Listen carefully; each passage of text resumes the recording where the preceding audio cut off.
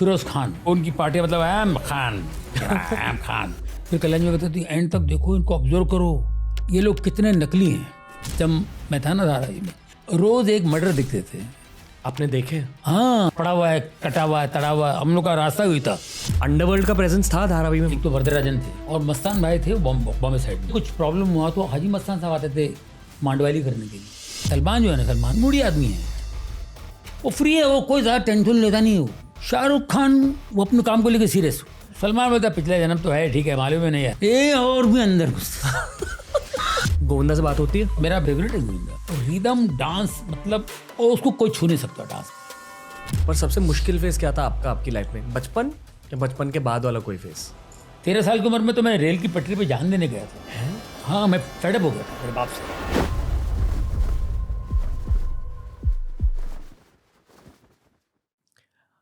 आपके जितने भी जॉनी लीवर रिलेटेड सवाल है, उन्हीं सवालों को मैंने आज जॉन राव से पूछा।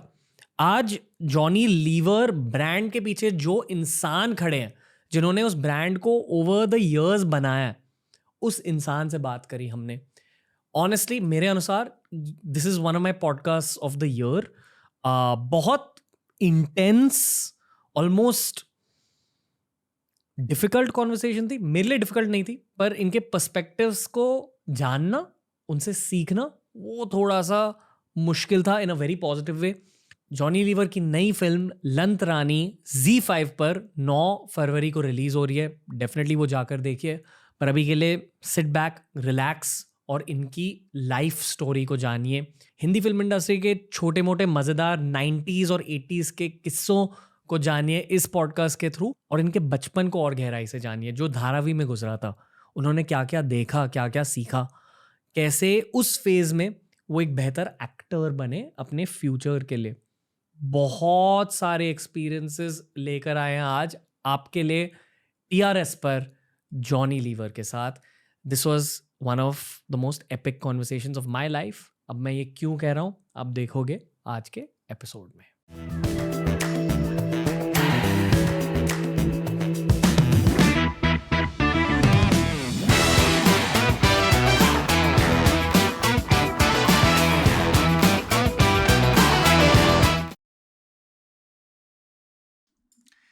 TRS में जॉनी लीवर का स्वागत है।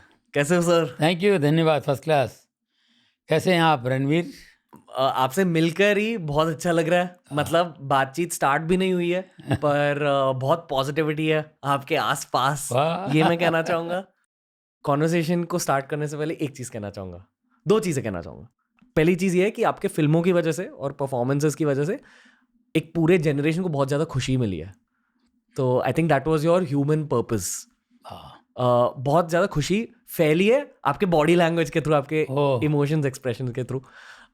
दूसरी चीज़ ये कहना चाहूँगा कि आप टेक्निकली किंग सर्कल से हो। आप किंग सर्कल माटुंगा से हो। हाँ, मैं वडाला से हूँ। तो अच्छा। आपके साथ वो थोड़ी कनेक्शन पहले से फील होती थी। बॉम्बे से ही हो पूरा? जी सर, वडाला से ही हूँ मैं। धारावी, किंग सर्कल जी, एंटोपिल जी अंधेरी। कनेक्शन फील होता है उस एरिया के साथ? हाँ बिल्कुल।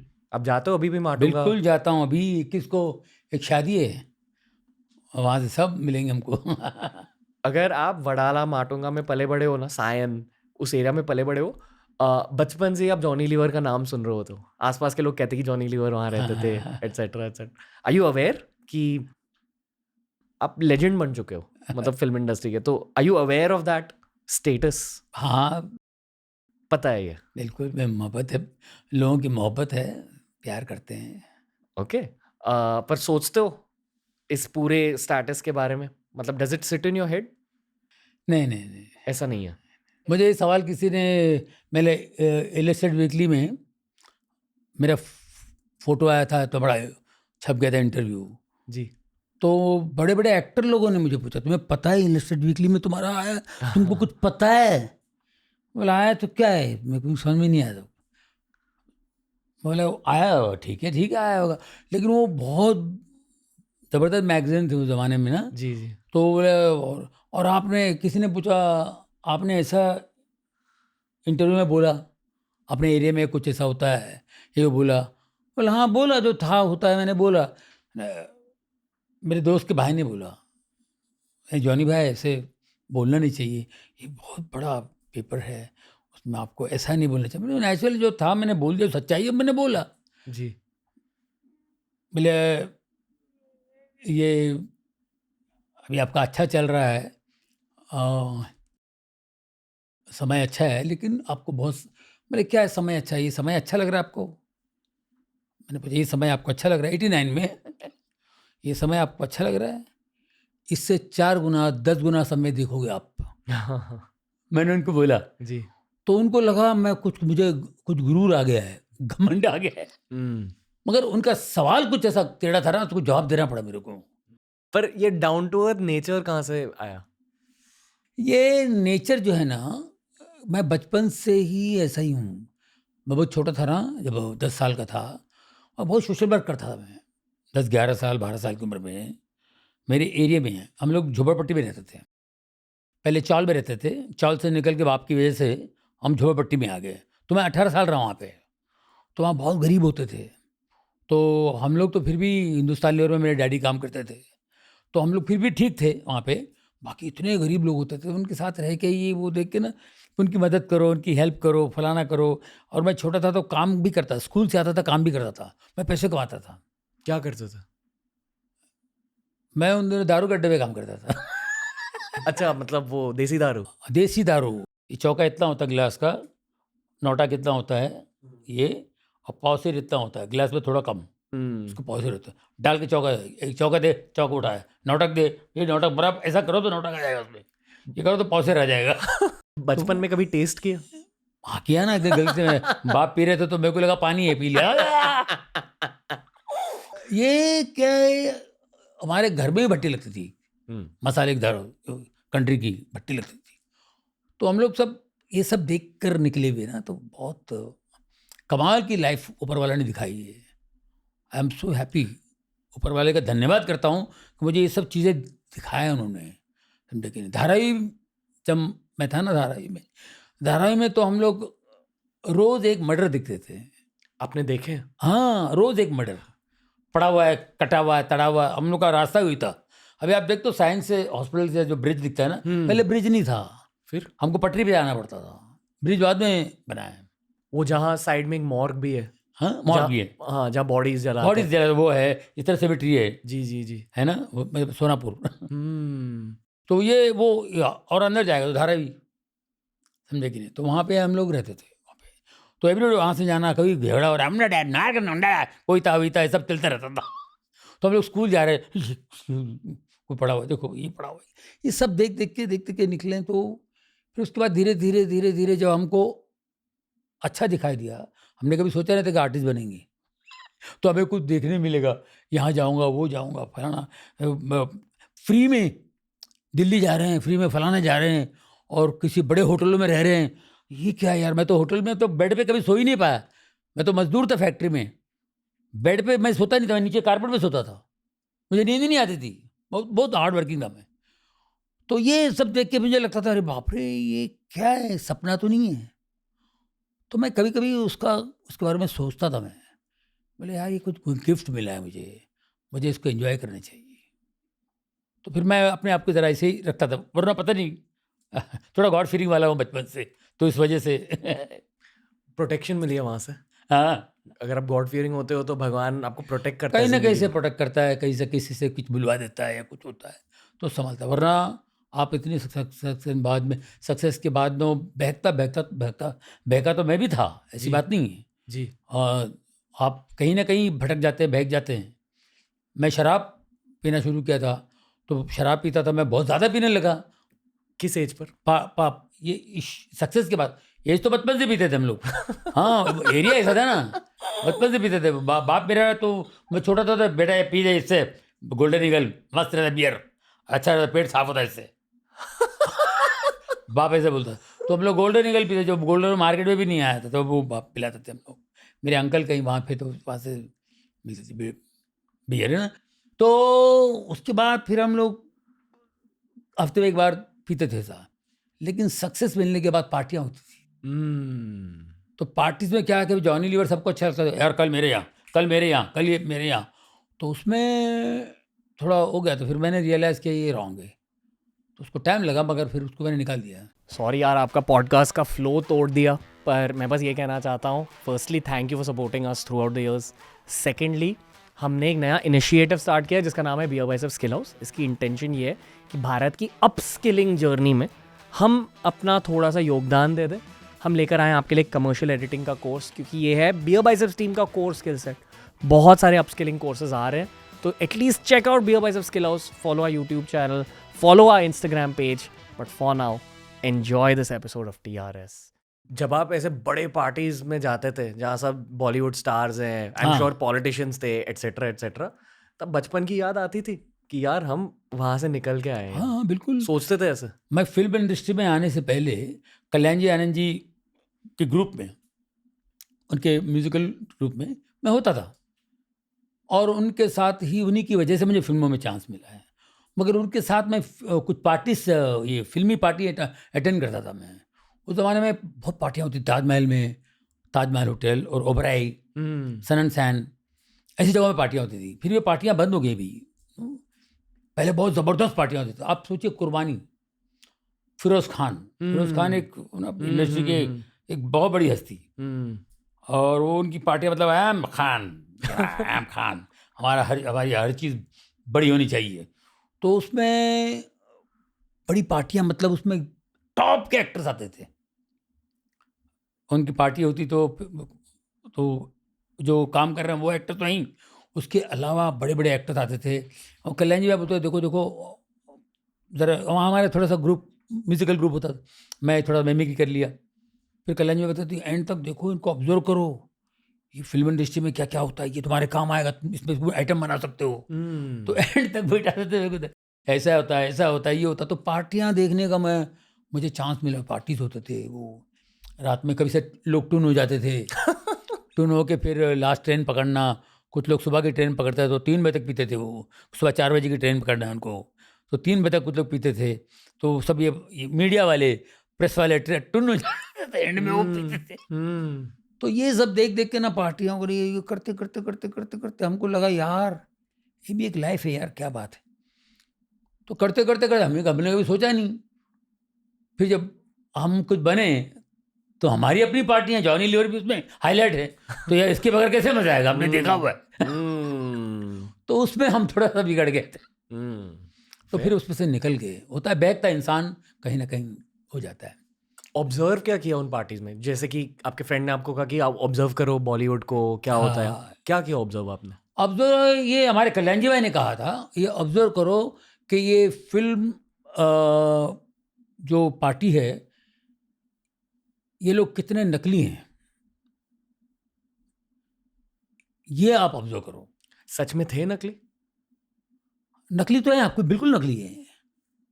हम लोग एक्टिंग ही करते हैं, वी आर एक्टर्स, हमारी हर चीज़ फिल्में होती है, ये फैक्ट है। आज भी? कभी भी, आज भी नहीं, हमेशा। आपको क्रिएट करना पड़ता है, आपको बताना पड़ता है, जो नहीं हो बताना पड़ता है, अब वो आपको इम्प्रेस करना पड़ता है लोगों को। ये चीज़ें हैं, नेचुरल लोग हैं वेरी फ्यू, बाकी 70-80% जो है वो नकली लोग आ चुके हैं, वो नकली बना दिए।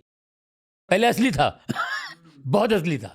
कैसे पता चलता है अगर कोई नकली बन रहा है या कोई असली चेहरा दिखा रहा है? कैसे पता चलता है?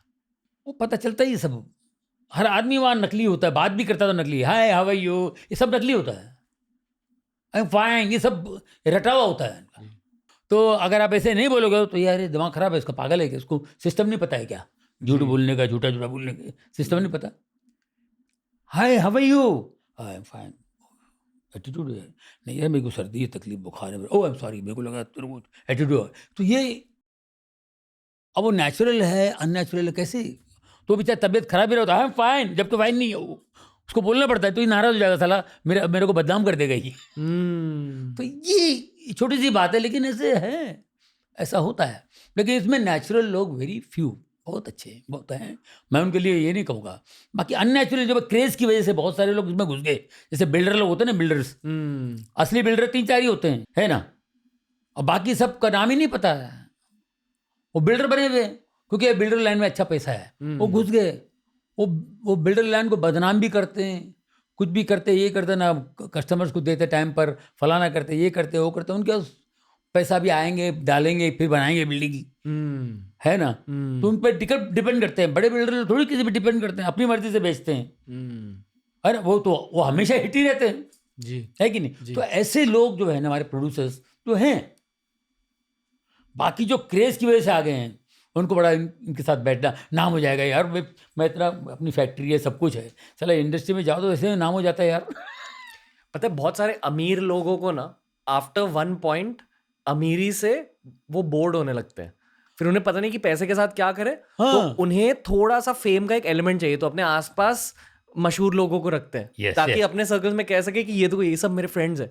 नेम ड्रॉपिंग होती है ना, फिर मतलब अपने खुद के फ्रेंड सर्कल्स में रिश्तेदारों के सामने ये कहते हैं कि जॉनी लीवर, अरे वो तो मेरे साथ पार्टी करता है, Exact. वो मेरा फ्रेंड है। इसलिए वो पार्टीज में टिकट्स खरीदते ऑलमोस्ट। आई एम श्योर कि जैसे मान लो आपने कहा कि फिरोज खान पार्टीज थ्रो करते थे, फिरोज खान खुद एक प्रोड्यूसर थे, तो ये लोग वो फिल्म के शायद फाइनेंसियर्स थे, उस वजह से उनको उन पार्टीज में टिकट्स मिल गई ताकि रिश्तेदारों के पास जाकर ये कहे कि हाँ मैं जॉनी लीवर के साथ पार्टी करता हूँ। करेक्ट?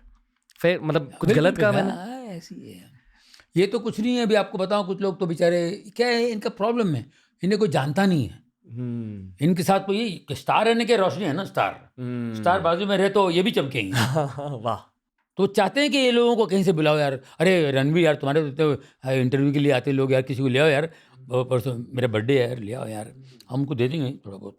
हाँ, आप उनको लेकर आया बर्थडे पे या बच्ची की शादी में, बुक्के भी उनके होते हैं। जी जी जी। आप क्यों खरीदेंगे उनके? आप तो गेस्ट हो आपके, लेकिन बुक्केज भी आपको लाके दे, सबको देंगे, उनका ये वो आप लाके, और आप उधर आके एक्टिंग करो, बताओ कि यार हमारी बहुत पुरानी पहचान है। अरे अरे अरे ये सब करना पड़ता है क्योंकि पैसे दिए ना उसने। वाह। और बताने के लिए हमारी बहुत पुरानी पहचान है एक्चुअली, तो उसमें उनको मजा आता है। तो हमारे जो आम लोग हैं ना, ये भी एक्टिंग करते हैं, ये भी एक्टिंग सीखते हैं, और अभी तो सबको एक्टिंग आता है, अभी सब एक्टर बने हुए हैं, समझे कि नहीं। जी जी। पहले न्यूज़ पढ़ते थे, कैसे पढ़ते थे न्यूज़? आज बिलासपुर में एक गाड़ी का एक्सीडेंट हुआ, उसमें कुछ लोग घायल हो गए, कुछ लोग 3 लोगों मर गए, उनको अस्पताल ले गए, उनके रिश्तेदारों को उन्होंने वहाँ से पैसे दिलवाया वगैरह, कि बुरा हुआ है। आज उल्लासनगर में ही ऐसी बात करते थे, अभी परफॉर्म करने लगे। आज बिलासपुर में आप देखते रह जाओगे, मैं आपको बताता हूँ। अब देखिए बिलासपुर में क्या हुआ है, आप हैरान हो जाएंगे। ये जो खबर है, देखिए आप, हम आपको ये खबर आपको यहीं से मिलेगी, आप देखते रहिए। देखिए ये बिलासपुर, ये देखिए यहाँ पर ये दुकान की हालत देखिए आप, दुकान की हालत देखिए आप, ये देखिए कि इसका क्या हुआ, किस तरह गिरे, इनको पूछने तक कोई नहीं आया, गाड़ी नहीं आई, न पुलिस आई, न कोई अस्पताल से, इनको ऐसे तड़प के वो तीनों यहाँ बैठे हुए, और 2 आदमी मर गए साहब। जाइएगा नहीं, फिर हम आपके सामने आते, आप हमारे साथ बने रहिए। वो बना के जगह जा रहा था, बैग भी रख के बना हुआ है, बने रहिए। वाह। तो ये है, सभी एक्टिंग कर रहे हैं आज। फिरोज खान की पार्टीज के बारे में कुछ पूछना है। पता नहीं ये सवाल क्यों पूछ रहा हूं मैं, पर पूछना है। या हर पार्टी में यूजुअली एक थीम होती है ना, कि आज की पार्टी की थीम ये है। तो सबसे क्रेजी थीम क्या याद है आपको, या सबसे क्रेजी चीज क्या हुई थी कोई पार्टी में, सबसे यादगार चीज? यादगार चीज राजकुमार साहब, पुराने एक्टर जी। वो बहुत बेहतरीन ड्रेस पहन के आए थे। ऐसे वो तलवार नहीं, तलवार चढ़ते ना, चमकीला, ये वो ऐसा कुछ पहन कर आए थे, सब उनको देख रहे थे। वो भी आगे, राजकुमार जी बहुत बड़े आर्टिस्ट हैं, बहुत ग्रेट हैं, उनका क्या क्रेज था बाप रे, बहुत ज़माने में वो थे, सब उनको देख रहे थे, सब उनको देख रहे थे। और उनका सेंस ऑफ ह्यूमर बहुत खतरनाक है उनका। ज़ीनत अमान थी वहाँ पे, और ज़ीनत अमान जी को शायद उन्होंने बोला था, ही तुम तो बहुत खूबसूरत हो, तुम फिल्मों में काम क्यों नहीं करती? जबकि हीरोइन इस पिक्चर की। तो ऐसा कुछ था उनका। तो वो ऐसे, और फिर फिरोज खान साहब जब आते थे, ऐसा लगता है कोई बादशाह आया हुआ है। और ऊपर कमरा बुक करके स्वीट वगैरह होता था उनका, तो वहाँ पे कुछ गज़ल सिंगर्स, तलत अजीज़ साहब वो थे, उन्होंने कुछ गाया वाया, मूड बनाया है, वहाँ से निकले आए नीचे, यस कमान प्राउड, ये सब सैक गैंग के साथ आते थे सब। एंट्री फिरोज खान से मारे, खान से मारे, खान से मारे, टा सब ऐसे देखते थे। फिर एक एक एक्टर आते थे, क्या बात है, दत्त साहब आए, फलाना है, सब मुबारकबाद देने के लिए। और फिर वो एक्टर्स, शक्ति कपूर नया नया, आओ वाओ, मुझे याद है शक्ति कपूर जाए थे, वो कोई किसी ने कोई अरबिक था, अरबी ने कोई बदतमीजी की, तो शक्ति कपूर शिकायत कर रहे थे, यार कौन है यार, ये सब बदतमीजी कर रहे हैं, यार क्या है यार क्या। तो शक्ति कपूर कौन है, ये सवाल पैदा होता था, ये कौन है। बिल्कुल नए थे। तो मैं देख रहा था, वहाँ बातचीत चल रही थी वहाँ पे जी। तो ये सब चीज़ें मैंने देखा वो टाइम पे। विनोद खन्ना साहब, तो ये बहुत धूमधाम से पार्टियां होती थी वहाँ पे, और कोई ना कोई लीडर आते थे या फिर भी होता था, जबरदस्त पार्टियां होती थी। मतलब फिल्मी पार्टी मीन्स फिरोज खान मतलब नंबर 1। उनकी पार्टी में म्यूजिक हो रहा है, फलाना हो रहा है, और टॉप के लोग एक्टर सब, मतलब और डिस्ट्रीब्यूटर्स को खुश करना, एक होता है ना उनको, सबको बुला करके ये करना। जी। तो वो एक स्टाइल होता था टाइम पे, कुर्बानी यानी फिरोज खान साहब "हम्म, क्या था पार्टी में", एक न्यूज पूछते थे लोग, कल क्या था, क्या क्या था, कौन कौन आए थे, क्या क्या, ये होता था। फिरोज खान की पार्टी अटेंड करना वो बड़ी बात थी, ये होता। तो हमारा नसीब कि मैं फिल्मों में आया भी नहीं, लेकिन वो सब देखने मिला मुझे।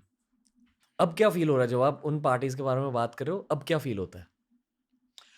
नहीं, हम लोग वो मिस करते हैं, पार्टी से मिस करते हैं। मिस तो करते वक्त हो? चेंज हो गया है, वक्त जी। बदल गया है, अब वो चीज़ें नहीं हो रही जो होते थे उस जमाने में, अब कुछ अलग है, उसका स्टाइल बदल गया है। अब हाउस पार्टीज होती हैं, हाउस पार्टीज कम होती लोग हैं, होते हैं। हाँ कम लोग होते हैं, क्या बोलते हैं, प्रीमियर पे बुला लेते हैं, और फिर हाँ कम लोगों के साथ होता है ये, हाँ बाई चांस। पहले तो आम करते थे। तब जैसे 90s की फिल्म्स में ना विलेन के घर पे पार्टी होती थी, मल्होत्रा, चोपड़ा, वो वैसी पार्टीज थी लॉन में, एग्जैक्टली सारे लोग आ चुके हैं। अब सब बदल गया, सब वो भी कम हो गया है। क्यों कम हुआ है? पहले बाप रे, लक्ष्मीकांत प्यारेलाल, लक्ष्मी जी के घर पे पार्टी होती थी जबरदस्त, सारे वो, एक तो वो बिजी डायरेक्टर है लेकिन वो सबको बुलाते थे, जी। वो ज़बरदस्त पार्टियाँ होती थी। मैं हमेशा उनके बर्थडे पार्टी पे जाता था, मैं, मुझे बुलाते थे।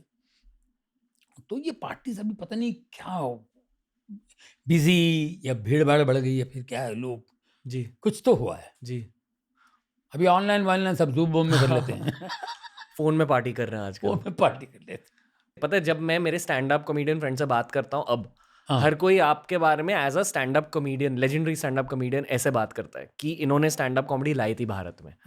पर जब मैं आपसे अब बात कर रहा हूँ, जैसे आपने पार्टीज की बात करी, आपने धारावी की बात करी, फिर मैं अभी स्टैंड अप की बातें कर रहा हूँ, बहुत रंगीन लाइफ रही है आपकी, मैं बहुत कुछ देखा है।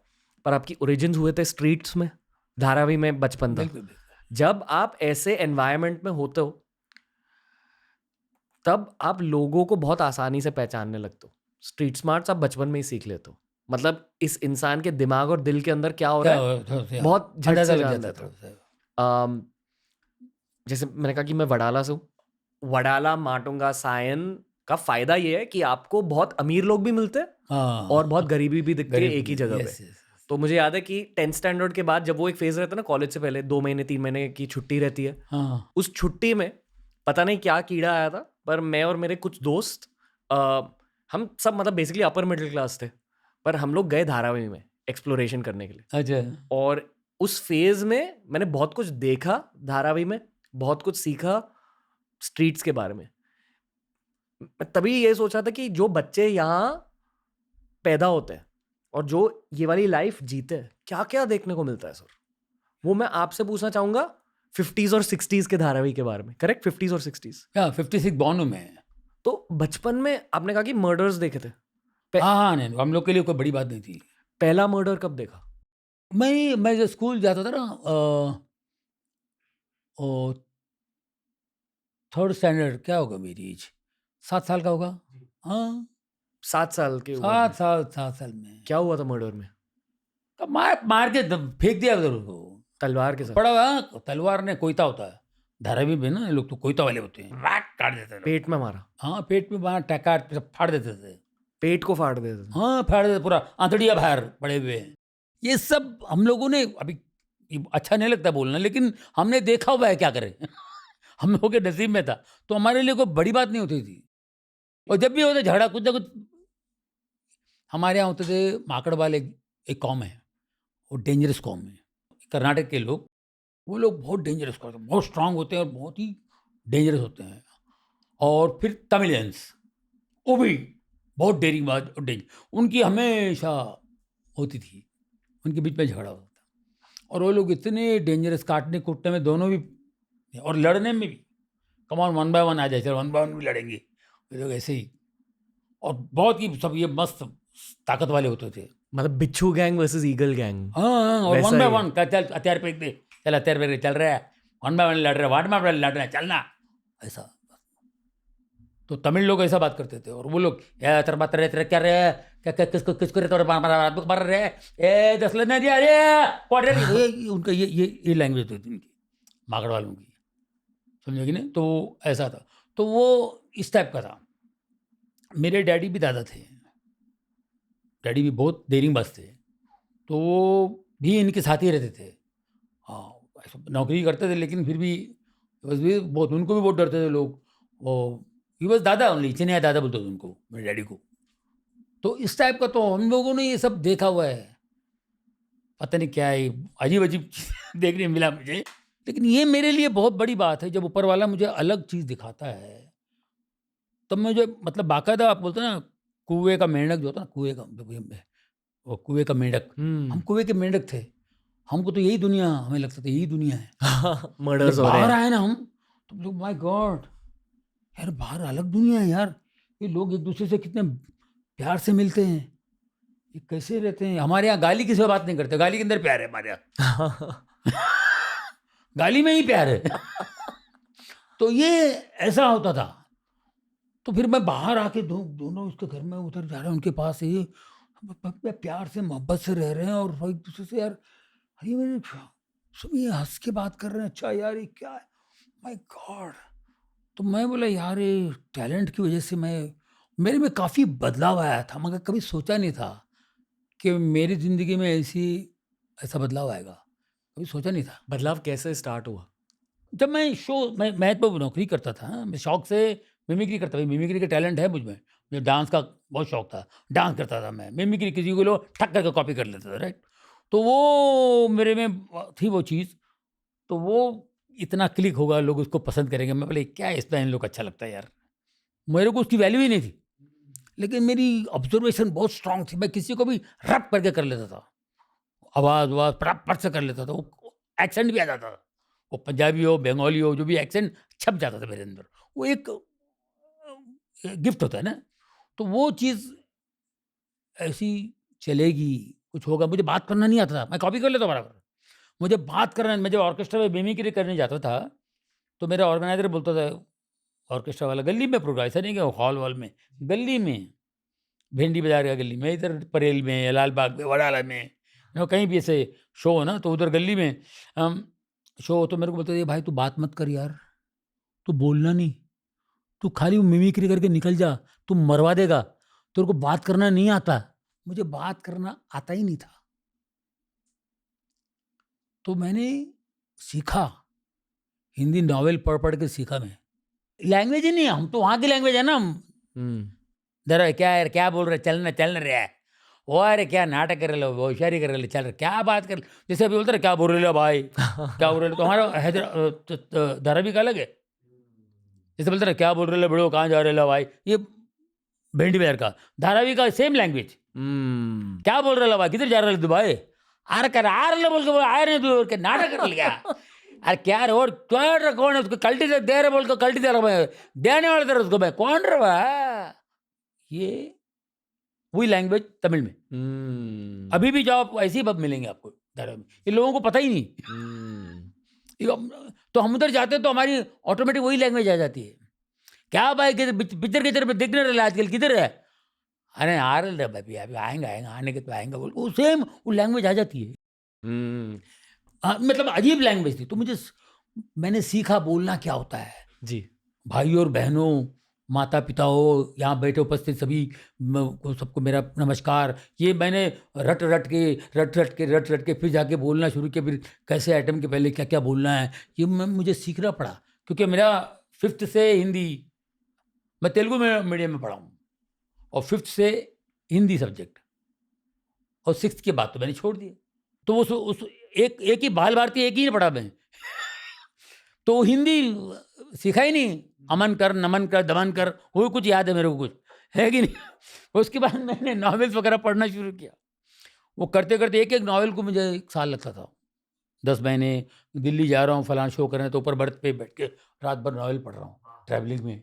पढ़ते पढ़ते मैं वहाँ जा रहा था, रमेश वहाँ घर से निकला, ऐसे करते करते पढ़ते पढ़ते फिर एक मकसूद भाई करके थे, उन्होंने मुझे उर्दू सिखाई, हिंदी से उन्होंने उर्दू सिखाई।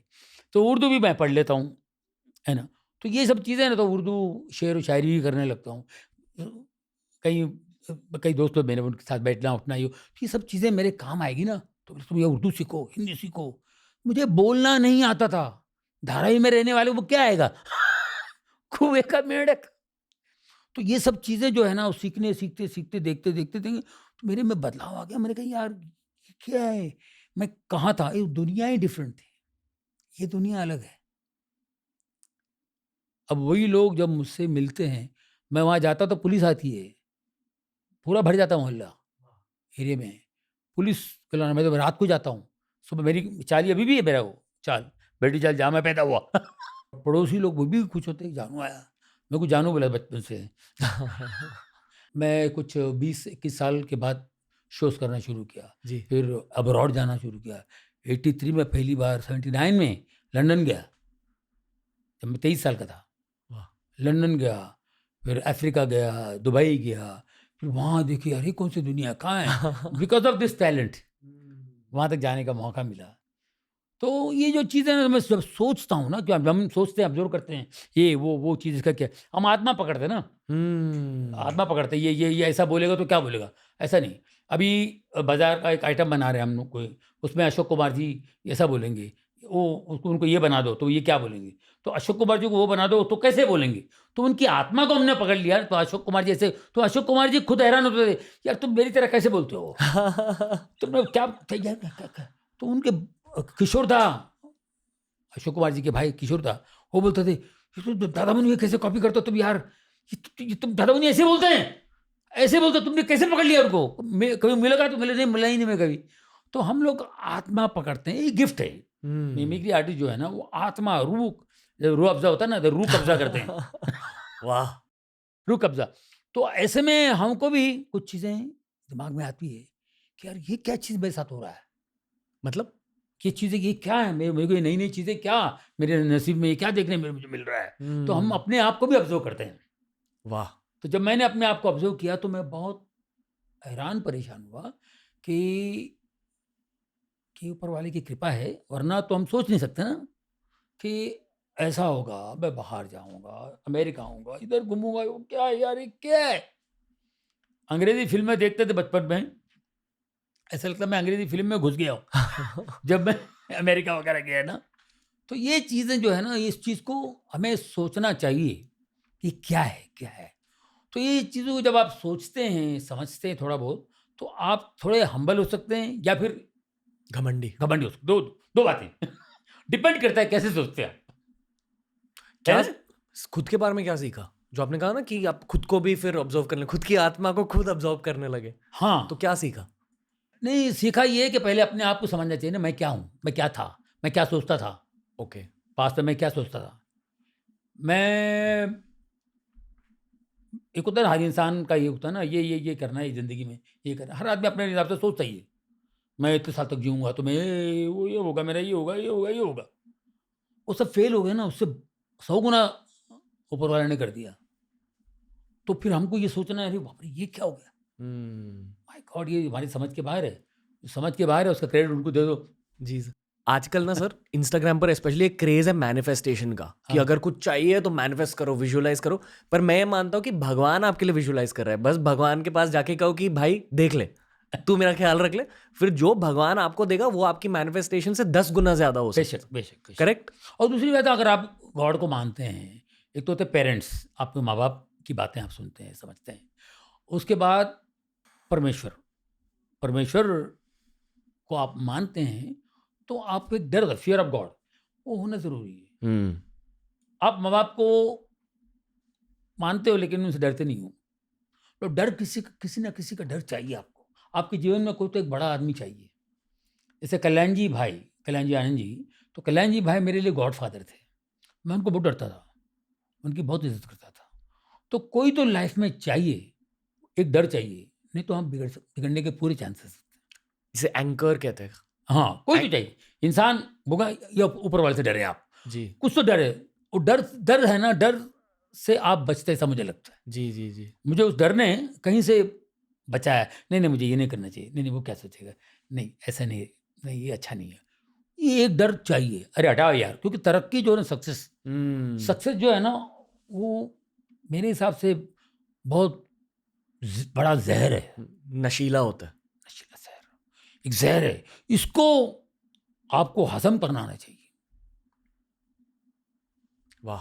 हाँ, तो इसको इसको समझना बहुत ज़रूरी है और बहुत डेंजरस है। मुझे दुःख होता है क्योंकि हमारे सीनियर्स कई लोगों को मैंने देखा है, उनको ऑब्ज़र्व किया, उनको स्टडी किया है, तो उनसे भी सीखने मिलता है। उदाहरण के तौर पे कई है ना, जिनसे आप सीख सकते हैं, उसको अच्छा लो ना, अच्छा, उनकी अच्छी बातें लो और उनके साथ और यार ये नहीं होना चाहिए, क्या डरो। फॉर एग्ज़ाम्पल मैं आपको बताता हूँ, एक हमारे सीनियर आर्टिस्ट थे, कॉमेडियन, नाम नहीं लूँगा, एक एक सीनियर आर्टिस्ट थे, बहुत नाम था उनका।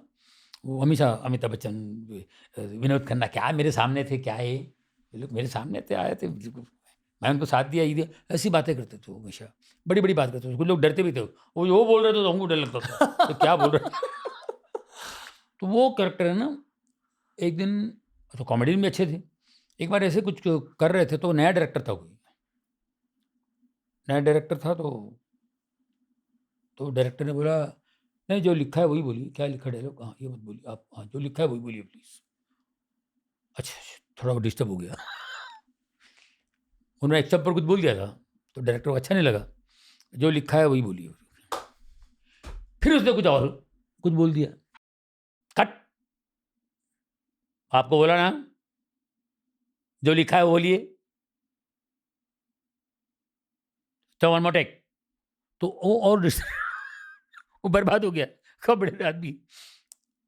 तो वो किसी तरह उसने डायलॉग बोल दिया डर डर के।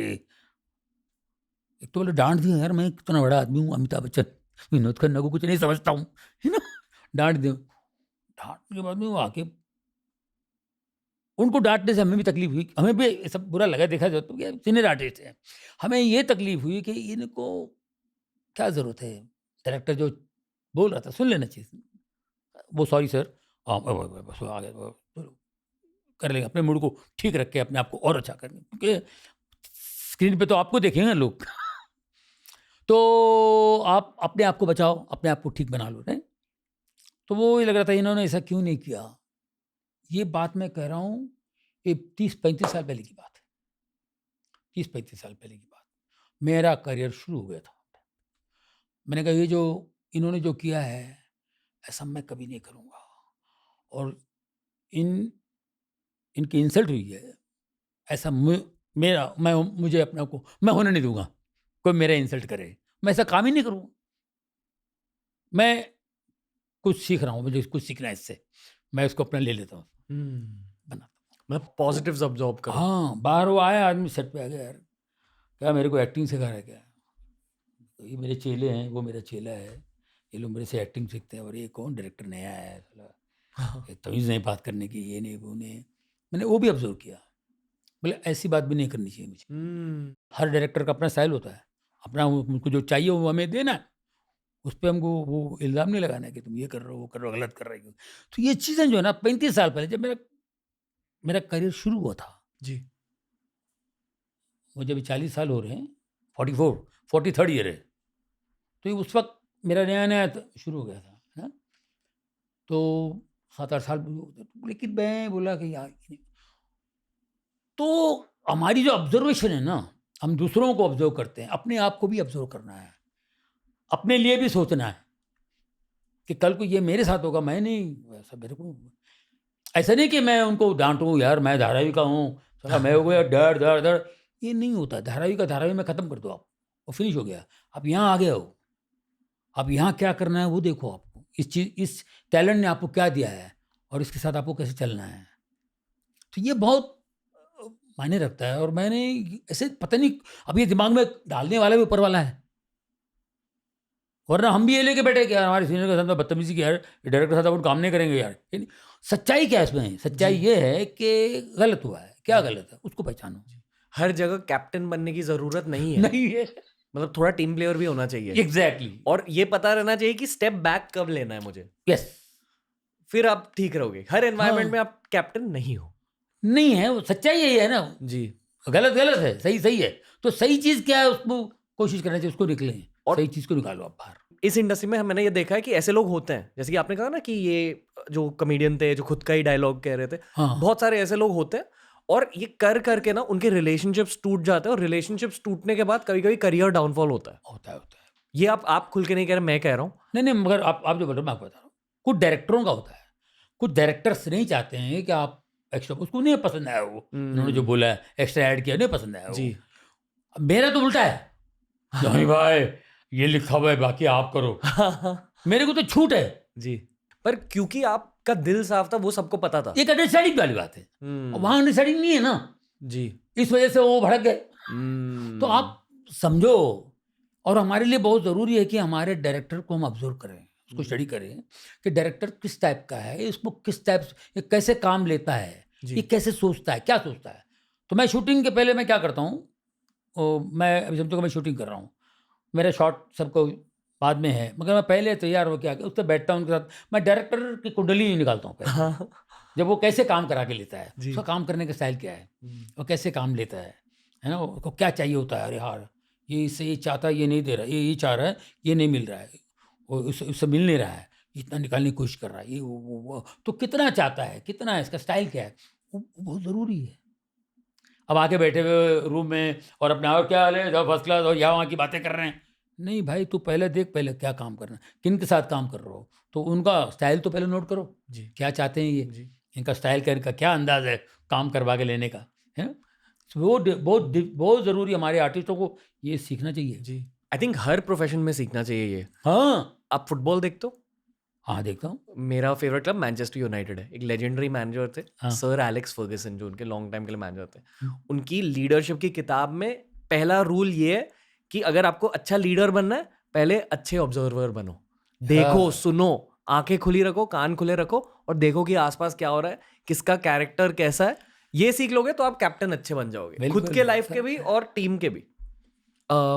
मैं 2 चीज़ें कहना चाहूँगा सर। पहली चीज़, आपसे बात करके बहुत मज़ा आ रहा है। अरे वाह, थैंक यू। मतलब टू गुड अ पॉडकास्ट। दूसरी चीज़ ये कहना चाहूँगा कि मुझे पॉडकास्ट पर बहुत कम ऐसे लोग मिलते हैं जो इतने इंटेंस तरीके से दुनिया को ऑब्जर्व कर रहे हैं।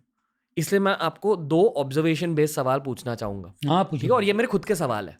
इस पूरे पॉडकास्ट में मैं as a 30-year-old person trying to understand life, उस पर्सपेक्टिव से चीज़ें पूछ रहा हूँ। ठीक है। मैंने बचपन में पहली बार आपको देखा था और 2 और इंसान थे जिनको मैंने देखा आपके साथ। आई एम श्योर कि यहाँ जो आपने अब कहा, आपने नेगेटिव्स ऑब्जर्व किए थे उस पुराने एक्टर के, पर मैं आपको एक पॉजिटिव ऑब्जर्वेशन पर्सपेक्टिव से पूछना चाहूँगा कि इन 2 इंसानों के बारे में आपने पॉजिटिव क्या ऑब्जर्व किया। क्योंकि इनमें से एक इंसान मेरे लिए सफलता का चेहरा है और दूसरा इंसान मेहनत का चेहरा है। सफलता का चेहरा शाहरुख खान है और मेहनत का चेहरा अक्षय कुमार है मेरे लिए। सही है जो मैं कह रहा हूँ कि शाहरुख खान तब जब यंग थे, आपने बहुत काम किया उनके साथ, जब वो यंग थे आपको पता था कि ये आगे जाकर बादशाह बन जाएंगे, शाहरुख खान बन जाएंगे, उनमें खासियत क्या थी ऑब्जर्वेशन पर्सपेक्टिव से? 90s के पर्सपेक्टिव से भी पूछ रहा हूँ, तो आपको क्या लगा उनमें स्पेशलिटी क्या थी? देखिए, शाहरुख खान जो है ना, हम लोगों ने बाजीगर में साथ में काम किया जी 1991 में। उसके पहले वो राजू बन गया जेंटलमैन में आए थे, फिर भी इतना फेमस नहीं थे। इवन शूटिंग में भी लोग उनसे ज़्यादा मुझे जानते थे। वाह हम लोग शूटिंग कर रहे थे, बाजीगर की शूटिंग दिल्ली में। जी मैं स्टार था वो टाइम पे, शाहरुख खान अपकमिंग हाँ अपकमिंग, और हम लोग साथ में और भी कहीं शूटिंग आउटडोर कहीं करते थे। तो मैं और हम लोगों की बहुत अच्छी मोहब्बत थी, हम लोग मैं उनके साथ रहता, मेरे को बहुत प्यार करते थे। उस आदमी जैसा मेहनती मैंने नहीं देखा, बहुत मेहनती। अक्षय को भी देखा मैंने, बहुत मेहनती, लेकिन मेहनत मेहनत में फ़र्क। जो आपको आता है आप तो करेंगे, जो आपको नहीं आता ना वो करना, वो बहुत मुश्किल है, जो आपको नहीं आता है वो करना, वो करना है। Getting out of your comfort zone जिसे कहते हैं, कंफर्ट जोन से बाहर निकल कर काम करना। हाँ, आपको आता नहीं, जो आपको आता है वो तो करेंगे अपना, जो नहीं आता है उसको करो। खुद को चैलेंज करना। हाँ, शाहरुख खान फाइट वाइट में भी कमज़ोर थे, डांस में कमज़ोर थे। सलमान खान, शाहरुख खान, हम लोग कर रहे हैं करण अर्जुन, उसमें सलमान खान टेक करता था, इनकी वजह से रीटेक हो जाता था। अच्छा फिर कर रहे हैं, फिर कर रहे हैं, फिर कर रहे हैं, शूटिंग के बाद फिर होटल में जाके नीचे से लॉबी में पता नहीं कोई कमरा लेके उधर प्रैक्टिस कर रहे हैं, डांसर को पकड़ के, यार यार करो वो करो। वो पहले कहते बड़ा स्टार बना है, बड़ा स्टार है, कौन करके बता, पहले चलो चलो। सलमान फिरकी लेता था, मजाक करता था, मजाक उड़ाता था शाहरुख खान का। वो आदमी करके अपने आप को बनाया फिर से, डांस में भी बढ़िया बन गए, फाइट में भी बढ़िया बन गए। अक्षय तो माहिर है। जी एक मिनट सर, थोड़ा ये शाहरुख खान के टॉपिक को थोड़ा और ब्रेक डाउन करते हैं। हाँ, करण अर्जुन मेरी एक फेवरेट फिल्म है, पता नहीं कि मैंने 1000 बार देखे है, सीन हाँ बाय जी, सीन हाँ मुझे जी, पता है। उस फिल्म को शूट करने के दौरान डायनामिक क्या था, मतलब क्योंकि वो एक लेजेंडरी फिल्म बन चुकी है, कुछ तो स्पेशल हुआ होगा सेट पर, एंड ऑब्वियसली वो Salman Khan Shahrukh Khan in one film, वो वाली चीज पता है सब लोगों को, पर और क्या हो रहा था सेट पर? नहीं बहुत मजाक मस्ती भी होती थी और काम होती थी, जी। लेकिन हमारे सलमान जो है ना, सलमान मूडी आदमी है, वो फ्री है, वो कोई ज़्यादा टेंशन लेता नहीं, वो मस्त बनने पता नहीं अजीब कैरेक्टर है। अपने ही दुनिया में आप रहता भी दिन में ठीक है यार, चलना भैया, ले लो टेक यार, क्या पड़ा। शाहरुख खान वो अपने काम को लेकर सीरियस, यहाँ मैं क्या करूँ, यहाँ मैं क्या करूँ, यहाँ मैं क्या करूँ। तो सलमान लगा हुआ है, मैं अपना करके निकल जाऊँगा, ये तो लगा हुआ ही, इस टाइप का। तो शाहरुख खान डिटेल में घुसता था, मेरा रोल ये है, मैं पिछला जन्म है, फलाना यह है, वाह। तो मैं ऐसा वैसा ये वो। तो सलमान बोलता पिछला जन्म तो है, ठीक है, मालूम है नहीं यार, मेरे को भी पता, ठीक है ना, पिछले जन्म को मैं वो था, ये था, ठीक है, ये और भी अंदर घुसता। सलमान को इतना कहा तो घुसने का यार, कौन सा यार, इतना क्या कर रहा है। सो नेचर की बात है, सलमान अपनी जगह, शाहरुख अपनी जगह, लेकिन शाहरुख खान करते करते करते करते करते वो आदमी जो भी करता है वो अच्छा लगने लगा, उनका इतना घुसना लोगों को अच्छा लगने लगा। अब आप बताइए, यही शाहरुख खान धीरे धीरे ऐसा होता है, हम लोग एस बॉस की शूटिंग की प्रीमियर के लिए जाते लंदन, लड़कियां पागलों की तरह, मैं बता नहीं सकता हूँ। लड़के भी पागल हुए थे? लड़के तो जलते थे, अच्छा। लड़के पता नहीं कोई कुछ फेंक के मारा, क्या क्या करा, अरे दूरी, अरे क्या यार, कौन था वो, जलते थे, बोले यार ये हमारी लड़की उसको लाइन मार रही है। हाँ हाँ, साला हमको देख के कभी नहीं करती। तो वो लड़कियां जो है पागल हो जाती थी, और ये भाई जो है ना, इनको अपने काम से मतलब। जी। मैंने कहा भाई वो चिल्ला रहे हैं यार लड़कियां, जरा एक बार तो हाँ करो, मैंने भी किया, अभी करके आया मैं, फिर एक बार कर लो यार, अच्छा तो कोई बात नहीं यार, फिर आगे बैठ के अपने से लगा। बादशाह की शूटिंग कर रहे हैं आप, हम लोग शूटिंग कर रहे हैं महबूब स्टूडियो में, बादशाह की शूटिंग, वहाँ लड़कियां आई हुई, एरोस्टिस इजिप्शियन की, पता नहीं कहाँ खूबसूरत परियां लग रही थी, खूबसूरत लड़कियां। मेरी मैं बाहर से ऐसे एंट्री करके देखा तो लड़कियां, मैं ऐसे देखा ये परियां कहाँ से, एक ही ड्रेस था एरोसिस, और खूबसूरत लग रही थी। यार क्या बात है क्या, तो उन्होंने भी देखा हाँ यही अपना जॉनी लीवर है कि, लेकिन उनको मतलब शाहरुख से था। शाहरुख अपना वो कुछ बोली कुछ करता ना, वो प्रैक्टिस कर रहा था उसका, उसमें था ना कुछ गोटी फेंक के मारता था, तो उसको प्रैक्टिस इसमें से लगा हुआ है, कार्ड्स को कर रहा है ना, वो कार्ड्स वगैरह खेल रहा है, उसको कुछ घुमाने का काम कर रहा है, उसी में लगा हुआ था।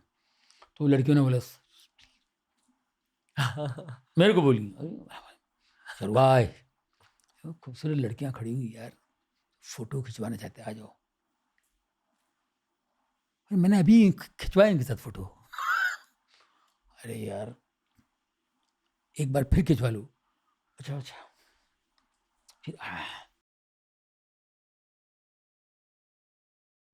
फिर अपने लगा हुआ है, उनकी तरफ देख ही नहीं रहा, अपने काम में लगा हुआ है, और लड़कियां उसको बैक है उसकी, वहां देख रहे हैं।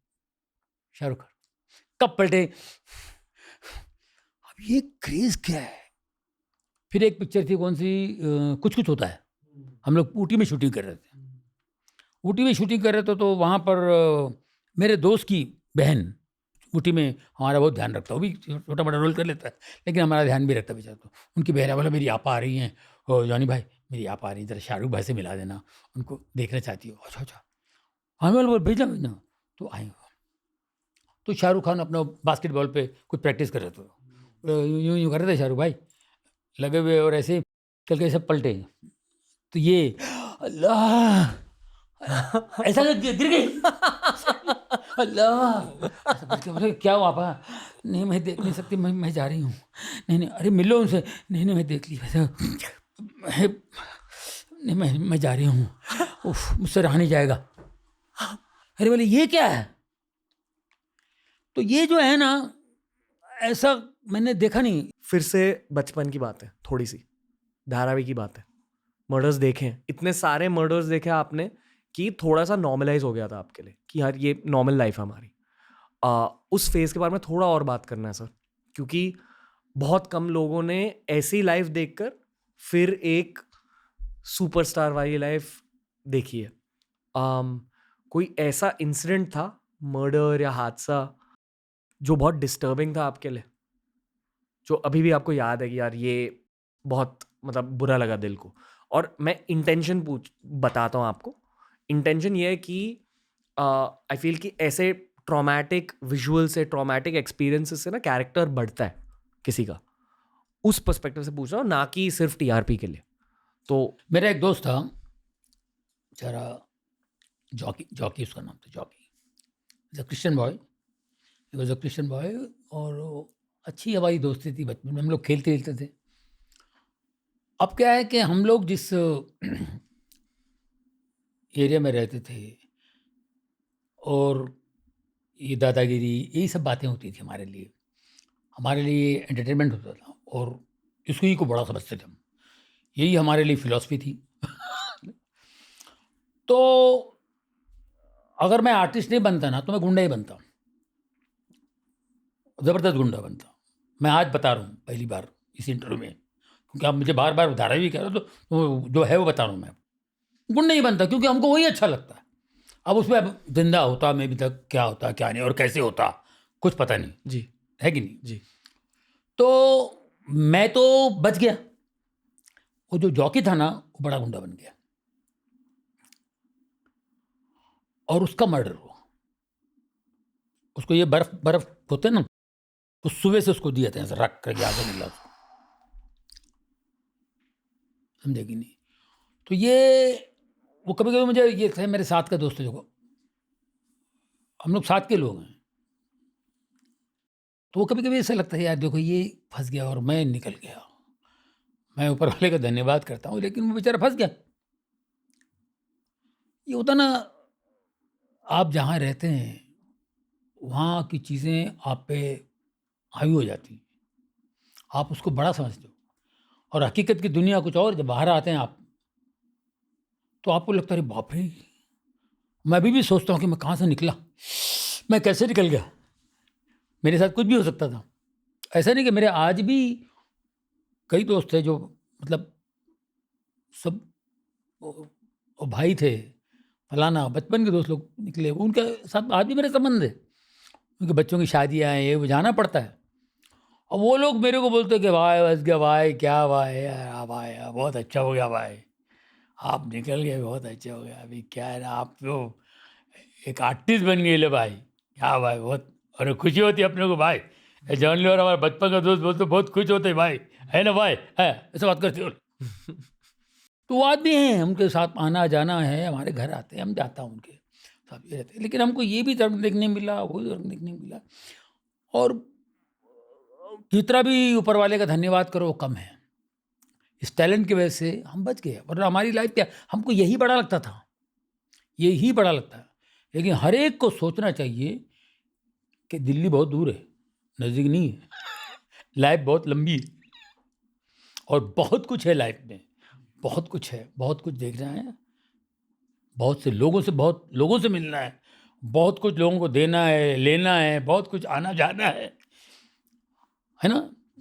एक नेचुरल मैच्योरिटी आती है ना एक एज के बाद, 70 साल 75 साल बाद, जब आपकी फुर्ती कम हो जाती है, आपकी ताकत कम हो जाती है, और फाइनेंशियली आप कम हो जाते हैं, कमाई नहीं होती है ना, फिर बच्चों पे डिपेंड करता पड़ता है, या फिर आपने कमाया जो भी है वो ज़्यादा नहीं, कमाया उतना होगा, खर्चे ज़्यादा हैं, तो वो भी आपको भारी पड़ रहा है। तो क्या होता है, वो आपने सब कुछ देख लिया, दुनियादारी देख ली, उसके बाद अंदर से नेचुरल आदमी सत्य बोलने लगता है। वो वाह 75 की एज में, 80 की एज में सच बोलने लगता है, क्योंकि वो अपनी झूठपन से, नकली चीज़ों से वो उगता जाता है। वो क्योंकि उसको दिखाई दे रहा है कि मेरा अभी क्या होगा लाइफ में, अभी क्या होगा, क्या होगा। हर आदमी सोचता है ना, मैं क्या जाएगा, मैं कर कितना कर लूँगा यार, अभी अभी क्या है, खत्म, हटाओ ना यार।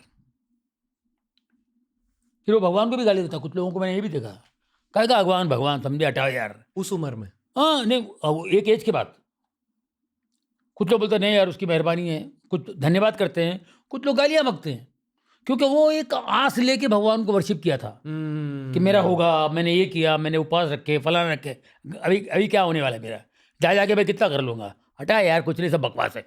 वो अब उसका ऐसे निकल जाता है। फिर बोलते हैं भाई जो भी होगा ठीक है ना, क्या फ़र्क पड़ता है।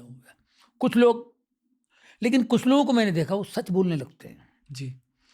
और फिर वो बच्चों को किसी को देखा, बेटा देखो ज़िंदगी में मत करना, वो मत करना, बेटा एक और बात सुनो, मैं आपको और बताना बेटा, ये वो ऐसा पकड़ के बोलना शुरू कर देता वो बच्चा अच्छा जी बोल के चला। दूसरे बच्चे, तेरे को पकड़ लिया, कल मेरे को पकड़ लिया था, 2 घंटे बुड्ढा पकाता भाई, उसके नज़दीक मत जरा, बुड्ढा पकड़ लेता है। तो बच्चों को सच बात सुननी नहीं है, उस वक्त वो सच बात कह रहा है, उस उम्र में सच बात कह रहा है, बेटा ये मत करना। बच्चों को तो करना है, वो बोलता है ये सब करके बैठ गया और हमको मना कर रहा है। तो ये भी एक कमाल चीज़ है कि 70-75 के बाद आपके समझ में आती है ज़िंदगी क्या है। उसी को आप 35 साल की उम्र में, 40 साल की उम्र में समझ जाते हो, तो आपके लिए 40 साल ज़िंदगी है। वाह वाह उसको अच्छी तरह जी सकते हैं आप। यही फ़र्क है। अब 35 साल की उम्र, अभी आपकी उम्र 30 है। आप इस उम्र में बड़ी-बड़ी बात करोगे, अच्छी-अच्छी बात करोगे, बोले यार ये आदमी, यार इसके अंदर कुछ है यार, ऊपर वाले की देन है, ये आदमी महापुरुष है। ये पुरुष नहीं, महापुरुष है। लेकिन आप अभी जो भी काम कर रहे हो, लोग आप पे खुश हो रहे हैं और आप बोलते हैं कमाल करते हो यार, तो कमाल है, ये आपकी मेहनत का, जो भी मेहनत का है वो जो आपको मिलना है। लेकिन सच्चाई जो है ना, सच्चाई को हम पहले समझ लेते हैं तो लाइफ का मज़ा आता है कि ये सत्य है, ये गलत है, आखिर में ये नहीं यार, ये नहीं होना चाहिए, ये ठीक है। तो क्या होता है, आप 40 साल की उम्र में 70 साल के हो जाते हैं, तो आप में वो एक ताकत आ जाती है, किसी को माफ़ करने की ताकत। जी। छोड़ दो यार, जान दो, इसने इंसल्ट किया, कोई बात नहीं, हंस के छोड़ दिए। उसके लिए आपको अंदर से बड़ा होना पड़ेगा ना, तो हमको अंदर से बड़ा होना बहुत ज़रूरी है। 26 साल की उम्र में ना मेरा एक बहुत गंदा ब्रेकअप हुआ था। हाँ। एक रिलेशनशिप टूट गई थी। अच्छा। हाँ, बहुत पेन में था, उस वजह से पॉडकास्ट स्टार्ट किया था, गुस्से के साथ पॉडकास्ट स्टार्ट किया था कि जो भी दर्द है पॉडकास्ट में डाल दो। हाँ, पर पॉडकास्ट के थ्रू आप जैसे लोग मिले, अभी 600 एपिसोड कंप्लीट हुए, क्योंकि मैंने देखा है कि जिन लोगों की आंखों में खुशी होती है ना, और आप उनमें से एक हो, you one of the happiest people I have met on the show, honestly sir. So that's something very correct you have done in life, genuinely मैं बता रहा हूँ। मैं आपसे ये पूछना चाहूँगा कि बचपन में जब धारावी में थे, सबसे बेस्ट एडवाइस क्या मिली आपको धारावी में? हमारा धारावी जो है ना, कमाल का एरिया था। एक तो सारा गाने बजते थे। साइकिल चलाने वाले 4 दिन चला रहा है, 5 दिन चला रहा है साइकिल, वो मद्रासी बुलाते उसको, चेन्नई से आते थे वो सब मद्रासी, सब तमिल सॉन्ग गाने होते थे सब। और सुबह उठ के सब तमिल सॉन्ग जी। वो सुनते रहो। हमारे वहाँ के मराठी लोग भी तमिल बात करते हैं। और डांस के प्रोग्राम्स होते थे, record dance, Tamil record dance, Marathi record dance, Hindi record dance, dance dance dance, गली गली में डांसर्स होते थे। म्यूजिक हमारे लिए खाना होता था। लाउड स्पीकर बजते, यहाँ लाउड स्पीकर बज रहे हैं, ये तरह स्पीकर उधर करना है, ये इधर करना, तू उधर कर, तेरी आवाज़ यहाँ आ रही है हमको, क्यों? हर जगह loud speaker loud speaker loud speaker, गाने गाने गाने गाने, उस जमाने के गाने। तो गानों से हम लोग पेट भरते थे, गानों से हमारा फ्रस्ट्रेशन निकलता था। हमारे वहाँ के लोगों का गाना सुन लिया, मज़ा आ गया यार। पिक्चर देख, रोड पे पिक्चर दिखाते थे, वो जयंती, ये जयंती में, ये जयंती में पिक्चरें चलती रहती है। मराठी फिल्म चल रहा है, कोई हिंदी फिल्म चल रहा है, लगे हुए तमिल फिल्म चल रहा है, वहाँ चल रहा है, वो एंजॉय कर रहे हैं सब। तो इसी से बाकी टाइम मिला तो झगड़ा कर लिए, झगड़ा, उसके बाद में ये एंटरटेनमेंट चलता रहता है। अब प्रोग्राम है, छोकरा क्या डांस करते रहे, क्या गिरा बंद कर रहे, लपड़ा हो गया, चालू कर, चल रहे हो गया, फिर बंद हो गया, चल डांस शुरू करो वापस रे। तो ये एक कमाल था, जिसकी वजह से मुझे आर्ट से पता नहीं लगाव हो गया। और मैं डांस करते करते करते करते करते फिर ये चीज़ें हैं जो हमको धारावी से मिली। और दूसरी बात, मैं धारावी से किंग सर्कल में आया, तो मेरी बैठक है ना हमेशा बूढ़ों के साथ होती थी, 60 साल के, 65 साल के, उनके साथ ही बैठता था। मेरी भी। अब तो सोचते हैं कहाँ आ रहे हो, क्या है बुढ़े लोग के साथ में बैठा रहता है ये। आई डोंट नो, मैं उनके साथ बैठता था, उनको बड़ा अच्छा लगता था बोलने के लिए। वो अपनी कहानियाँ, अपनी बातें, अपने एक्सपीरियंस सुनाते थे मुझे, कुछ भी बोल के बोलते, उनको भी कोई चाहिए सुनने वाला। और मैं उनसे बोर नहीं होता था, मुझे बड़ा अच्छा लगता था। और वो बेचारे बोलते थे ऐसी ऐसी बात, तो मैं समझने की कोशिश करता था। मैं 10 साल की उम्र, 11 साल की उम्र में मैं उनके साथ बैठता था, मुझे अच्छा लगता था। और वो बोलते थे, ये बेटा ऐसा है, ज़िंदगी ऐसी है, ज़िंदगी वैसी है, वो फलाना, ये खुद भी बोलते थे, तो मेरे को अच्छा लगता था सुनने के लिए। जो उन्होंने कहा कि ज़िंदगी ऐसी है, वैसी ही थी ज़िंदगी। नेचुरली, वही तो कह रहा हूँ मैं, एक 70-80 साल का सच बोलने लगते हैं, वो सच्चाई होती थी, उनको ऐसा लगता है ये सच है, ये सच्चाई है, और मैं बोलूँ, सुनने वाला कौन है? तो हम सुनते थे। तो वो बेचारे बोलते थे, ये मत करना बेटा, ये नहीं, सब बकवास है, ये पता नहीं उनके अंदर की बात है ना, वो उनको भी नहीं पता, वो बोल के भूल जाते थे। मतलब उस जमाने में पॉडकास्ट कर रहे थे। हाँ। और वो अंदर से बोलते थे बेचारे, भड़ास वो निकाल देते अपना। तो बेटा ये मत करना, कभी वो मत करना, ऐसे ही बोलते थे। तो मैं सुन लेता था। तो ये चीज़ें अब मैं समझता हूँ और समझने लगा। मैं यार एक एज के बाद जो है ना, वो बूढ़े बोलते थे, मतलब उस वक्त कुछ समझ में आता, अपने को समझ आती है, सत्य समझ में आती है, ट्रूथ है। क्या ट्रूथ? ट्रूथ क्या है सर? ट्रूथ ये है जो आप ग्रंथों में जो है ना, वो ट्रूथ है। अब वो ग्रंथ की बातें आप करते हैं, बाइबल में लिखा हुआ है, कुरान में लिखा हुआ है, गीता में लिखा हुआ है, अच्छी अच्छी बातें हैं। वो बातें जो है ना, बुढ़ापे में आप बोलने लगते हो, तो आप रियलाइज़ करते हो अपने मिस्टेक्स, और आप बोलने लगते हो। उसके बाद में आप करते भी ऐसे हो, उसको मानते हो, और सच बातें निकलती हैं। मत करो बेटा, क्या किसने गाली दिया, हाँ तो छोड़ दो उसको यार, ये लिखा हुआ है किताब में। वो सब माफ़ कर दो, ये किताबों में लिखा हुआ है। लेकिन अपने समझ में थोड़ी आता है, तो दिया कैसे, फिर मैं भी गाली दिया और क्या, ठट्टा, ये होता है ना। तो ये चीज़ जो है ना, वो जो ग्रंथ में लिखा हुआ है वही आप बोलते हो 70-80 साल के बाद में। मुसलमान हो, हिंदू हो, क्रिश्चियन हो, सच बात कर रहे हो। लड़ाई करने वाले, वो को मारा, उसने मेरे को मारा, अरे बेटा माफ़ कर दे बेटा, छोड़ दे बेटा, छाड़ दे। वो क्यों बोलते हैं? ताकि ये अगर ये ऐसा नहीं करेंगे, ऐसा माफ़ नहीं करेगा, छोड़ देगा नहीं, तो उसको फिर कोई ना कोई 4 आदमी पकड़ के मारेंगे, कहीं ना कहीं उसको कुछ हो जाएगा, मेरे बच्चे का नुकसान होगा, तो छोड़ दो बेटा। अरे तुमने छोड़ा क्या जवानी में? नहीं छोड़ा, मगर अब बोल रहे हो कि ये इसमें नुकसान होगा, मत करो। तो ये सब चीज़ें जो है ना, एक बुढ़ापे में आदमी बोलता है, वो सब ग्रंथों में जो लिखा है वो बातें बोलता है। तो इसका मतलब ये है, हमारे अंदर, सबके अंदर सत्य छुपा हुआ है, और सत्य ही परमेश्वर है। हिंदू धर्म कहता है सत्य ही परमेश्वर है, इस्लाम कहता है हक ही खुदा है, हक यानी सत्य। क्रिश्चियनिटी कहते हैं ट्रूथ इज गॉड, सत्य श्री अकाल, सत सत सत। वाह। सो सत्य हम में है, क्योंकि उसने हमें बनाया है।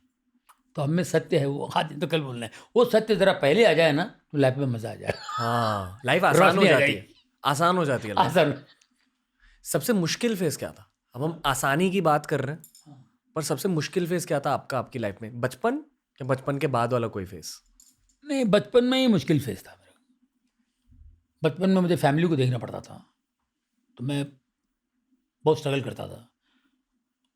मैं कुछ काम करूँ तो घर में खाना बनता था, क्योंकि मेरे डैडी पी खा के उनको पता ही नहीं था क्या कर रहा हूँ।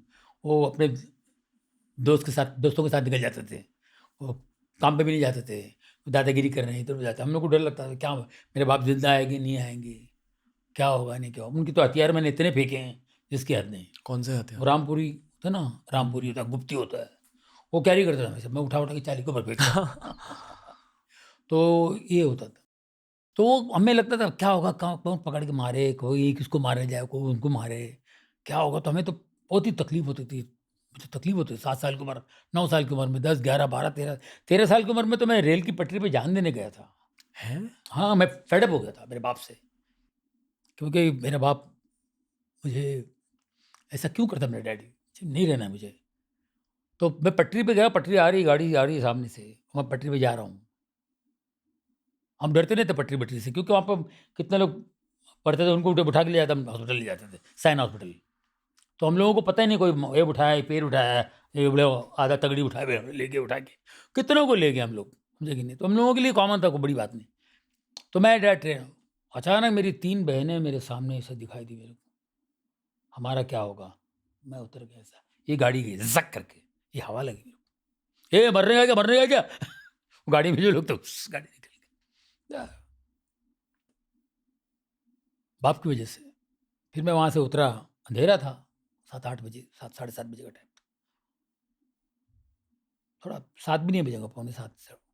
फिर मैं उतरा, बहुत ही अपसेट था। मैं निकल के, मैं आ रहा, मेरी बहनों का क्या होगा? 3 बहनें, मैं सबसे बड़ा मैं हूँ, मैं क्या करने जा रहा था यार। मैं एक हजाम की दुकान पे गया था, हजाम की दुकान पे हजाम गाने बजते रहते थे, गाने बजते रहते थे। तो उसके पीछे एक टूटी हुई कुर्सी थी और अंधेरा था पीछे, मैं वहाँ जाके बैठ गया, गाना बज रहा था। यकीन करना, वो गाना था, मैं तो तुम संग नैन मिला के हार गई सजना। तो वो जो गाना, मतलब हम तो उटपटांग गाने ज़्यादा पसंद करते थे, ये मेलोडी सॉन्ग था। तो मैं तो तुम संग नैन मिला के, ये जो हालात था मेरे को अच्छा लगने लगा यार, हार गई, मुझे पता नहीं क्या अच्छा लग रहा था। मेरा गुस्सा, मेरा टेंशन यहाँ से जा रहा, वो गाना बज रहा, हो जा रहा हूँ, ये क्या यार, ये गाने से मेरा गुस्सा, मेरा डिप्रेशन, टेंशन सब निकल गया, ये क्या चीज़ है। ओ माय गॉड, मैं म्यूजिक छोड़ के जा रहा था, म्यूजिक में इतनी ताकत है। म्यूजिक से मुझे बहुत मोहब्बत है, म्यूजिक ने मुझे बचाया, फिर से जीना सिखाया मुझे म्यूजिक ने। I love music. मैं कहीं भी जाता हूँ, अरबिक सॉन्ग, ये सॉन्ग जो भी उठा, जो अच्छा लगा उठा के लाता हूँ। वो कैसेट लाओ, रिकॉर्ड लाओ, ज़माने में हम तो म्यूजिक से ही बड़े हुए ना, धारावी से सुन सुन के गाने पुराने याद आज भी। मैं तमिल गाने गाता था स्कूल में, तो वो स्कूल का हम लोग क्लासमेट्स मिलते हैं कभी कभी, यार तूने कहा था तमिल गाना में, मेरे को याद, मेरे तेरे को याद कैसे। मैं तो रोज सुनता हूँ, तू मेरे से सुन के याद कर लिया। तो कहने का मतलब ये है ना, म्यूजिक से मोहब्बत हो, म्यूजिक में कितनी ताकत है देखिए आपको। मैं देखा ये पूरा उतर के जा रहा है। तो ये कभी बताया ये बहनों को? बहनों को नहीं बताया, आज तक नहीं बताया? नहीं वाला ने मेरी वाइफ को बताया था मैंने, उनको बताई वो, तो मालूम नहीं।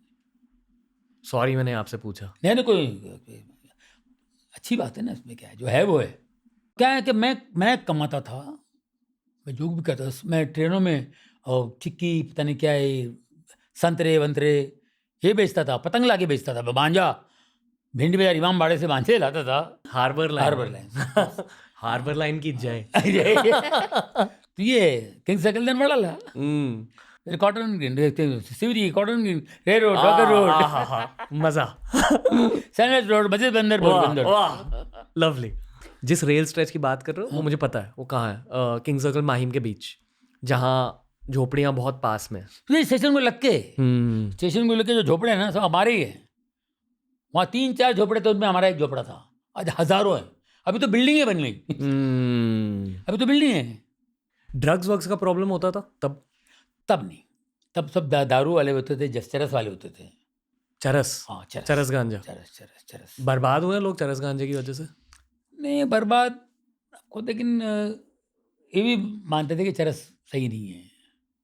दारू पीने वालों को भी बुरा बोलते थे, बच्चे लोग ज़्यादा ये नहीं होते थे, लेकिन फिर भी शराब पी लेते थे, लड़के लोग खराब हो जाते थे। हाल ही में ना एक जर्नलिस्ट आई थी शो पर, हाँ, उनका नाम है शीला भट्ट मैम। तो उन्होंने दाऊद इब्राहिम के बहुत सारे इंटरव्यूज़ लिए और उनसे मैंने हाजी मस्तान, करीम लाला, हाँ, इन सब लोगों के बारे में पूछा।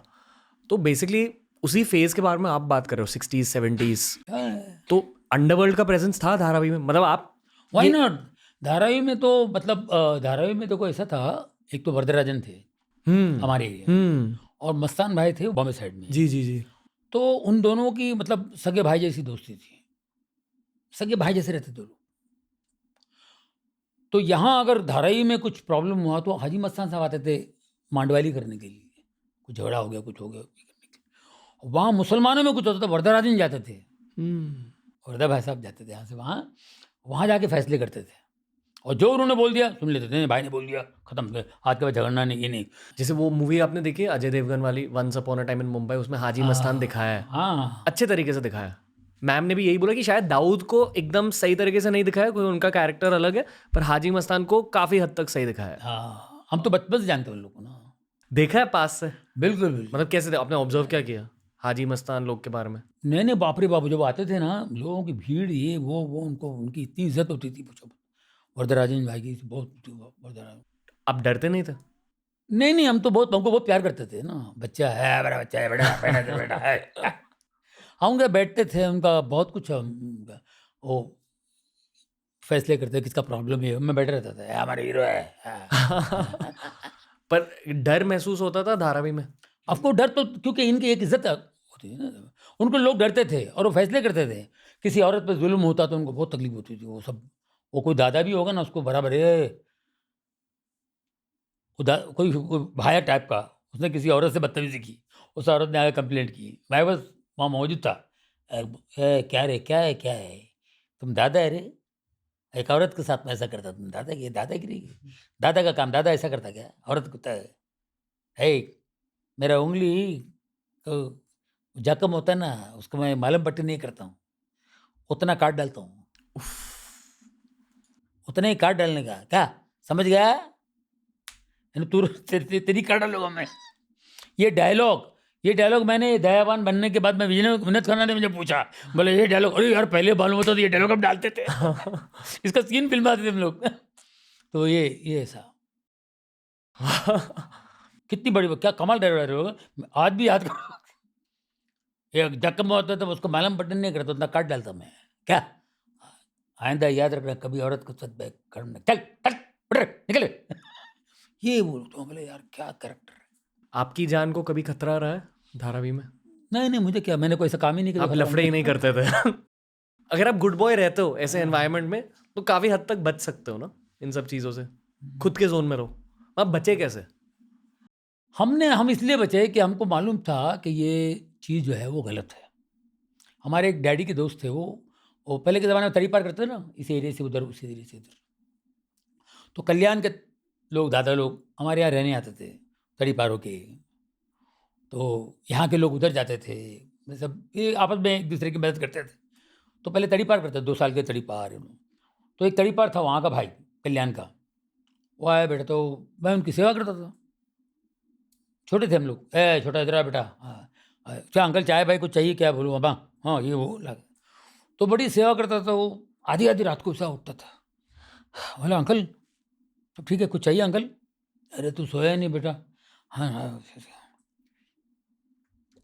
नहीं अंकल मैं इधर, सो जा बेटा टाइम हो गया ना, क्या इतना टाइम किधर घूमते हैं, और पिक्चर देखने गया अंकल, उधर पिक्चर था ना, अच्छा कुछ चाहिए अंकल, नहीं कुछ, अच्छा बैठ इधर बैठ। तो मेरे को एक दिन उसने बोला, उन्होंने कि देख बेटा मेरे सामने कोई खड़े नहीं रह सकता, मेरे को देख के गिर जाता, मेरे को देख के भागते, लेकिन मैं किसी को एक लाफा नहीं मार सकता हूँ, मेरे में ताकत नहीं है अभी। वो देख के कांपेगा, लेकिन मैं उसको लाफा नहीं मार सकता, मेरे में ताकत नहीं है। मेरे को देख के लोग डरते हैं, दरवाजा बंद कर लेते हैं, कल्याण में भागते मेरे को देख के। लेकिन जब मैं सोता हूँ ना, आधी रात को उठता, आधी रात को उठ जाता हूँ मैं।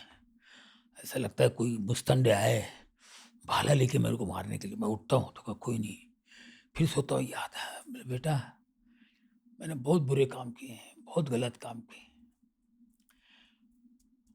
किसी की हिम्मत नहीं, मेरे को देख के डरते सब, लेकिन वो नहीं छोड़ता है, वो नहीं छोड़ता है। मैं चैन से सो नहीं सकता बेटा, मैं क्या करूं? ऐसा होता है, इसलिए मैं उठ जाता हूँ बेटा। वो नहीं छोड़ता है बेटा। हाथ जोड़ के बोलता हूँ बेटा, बड़ा होके कभी दादागिरी मत करना, बड़ा होके कभी दादागिरी मत करना, गलत काम मत करना, दादागिरी मत करना बेटा। मैं उनकी बात मेरे अंदर घुस गई थी, मेरे को हमेशा उस बात ने, उनकी ये लाइनें जो है ना, मेरे को हमेशा मुझे एक किया, सिक्योर किया हमेशा। फियर ऑफ गॉड वहां से आया। हाँ, मतलब आई एम श्योर मम्मी मेरी से भी माँ आया। ये आदमी मुझे ऐसा क्यों बोलता है? हम कहे क्या है, क्या चीज़ है? तो मैंने कहा ना, बुजुर्गों से मैं कुछ सीखता हूँ। तो बैठा था, ये भी है यार, बोले अच्छी चीज़ नहीं है, नहीं है। तो थोड़ा हम उसी टाइप की बातें करते थे और करते, दादागिरी की तरफ भी गए नहीं, ऐसा नहीं, क्योंकि ब्लड है, कभी कभी तकलीफ होती है। हमारा डैडी बहुत डेयरिंग बाज थे, मेरे डैडी बहुत डेयरिंग बाज थे। 10-10, 12-12 आदमी अकेला मारते थे। एक पंच मारा आदमी, 3 कुल्हाड़ी, एक पटका 3 कुल्हाड़ी रे, ऐसा उनका डायलॉग था, एक पटका 3 कुल्हाड़ी ऐसा। तो वो था, तो वो ब्लड हमारे अंदर है। मुझे भी कभी कभी कोई अन्याय देखूंगा तो तकलीफ होती है। वो टाइम पे बहुत तकलीफ होती थी जी। जब मैं यंग था।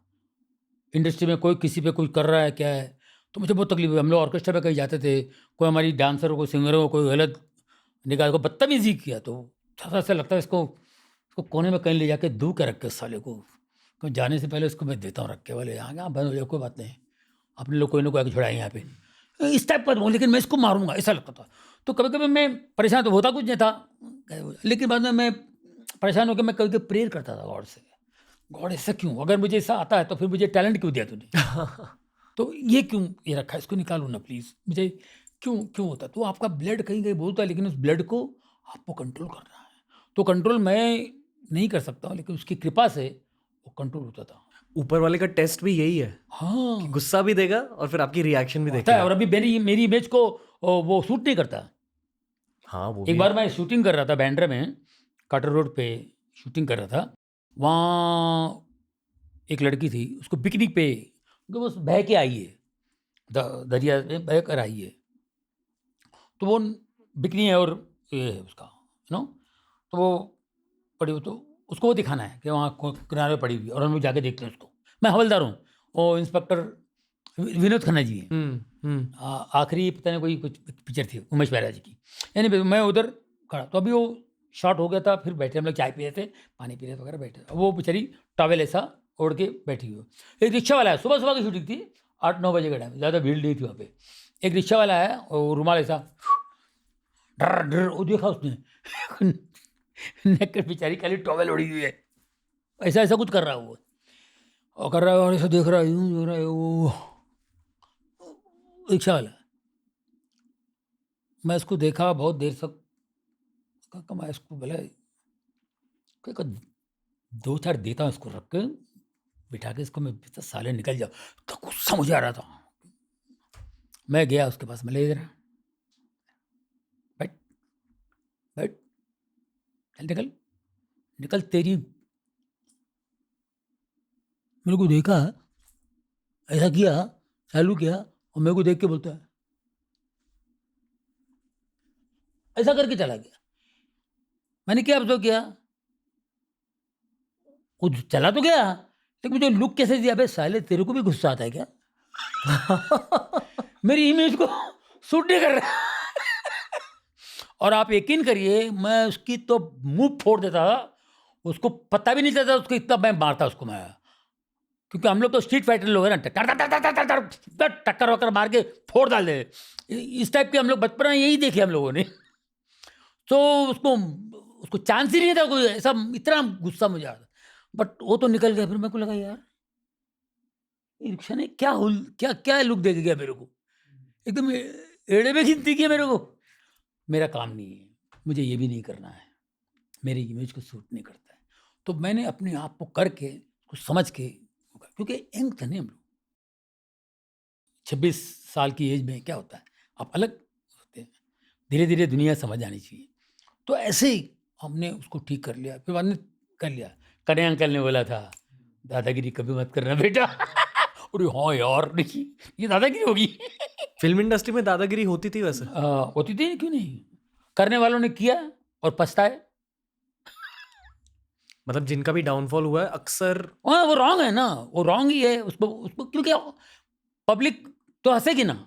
अभी ट्रैफिक में कोई गाड़ी आपका यूं कर रहा है, अब हमारा कोई एक्टर है, बहुत फिल्मों में बहुत स्टंट वंट करता है, वो बाहर आके कुछ ये वो, तो आपको देखेंगे हाँ। आपको सीरियस थोड़ी देखेंगे, आपको हंस के देखेंगे, आप एंटरटेनर हो, परफॉर्मर हो, आपको सीरियस ले लेंगे, आपको भाई भाई नहीं हो। अरे यार आप चले गए निकल गए और सब लगे, अरे ये पागल है क्या, क्या हुआ इसको, ये शूटिंग है क्या इसकी, उतर के नाटक कर रही है भाई, पिक्चर में अगर यहाँ नहीं तो हमारी कोई वैल्यू नहीं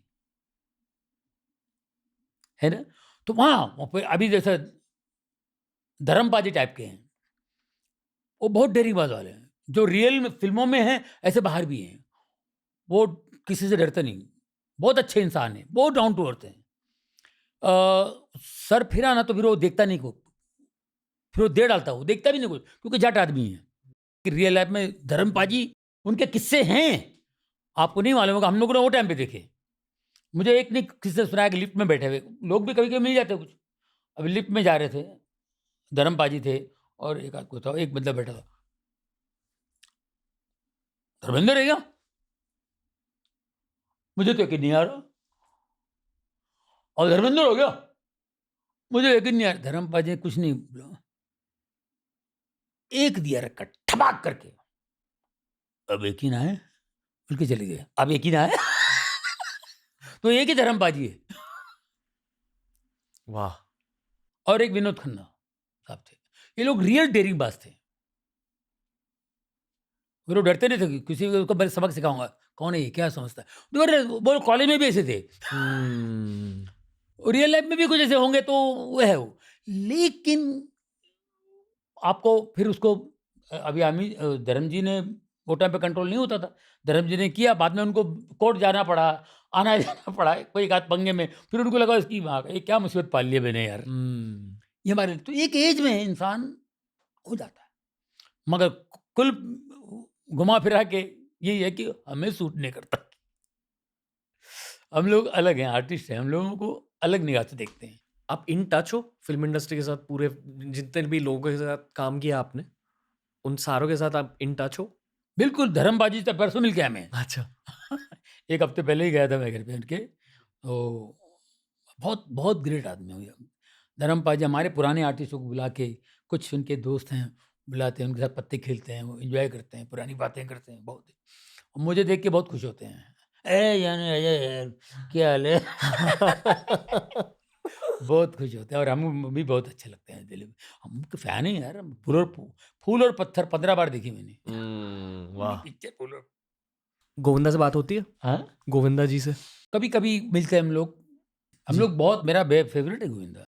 हम लोग साथ में काम, मतलब 85 में, मैं तो पहले से करता था 79 से, 85 में हम लोग लव 86 किए थे, फिर हमने बहुत अच्छा काम किया साथ में, मैं ज़्यादा काम एंजॉय गोविंदा के साथ ही किया मैंने।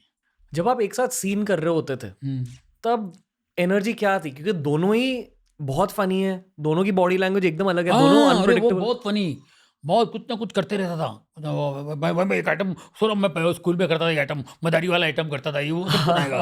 वहाँ पे कुछ कुछ ना कुछ करता है, चुप नहीं बैठेगा आदमी, वो बहुत शौक। अक्षय को भी ऐसी सेम।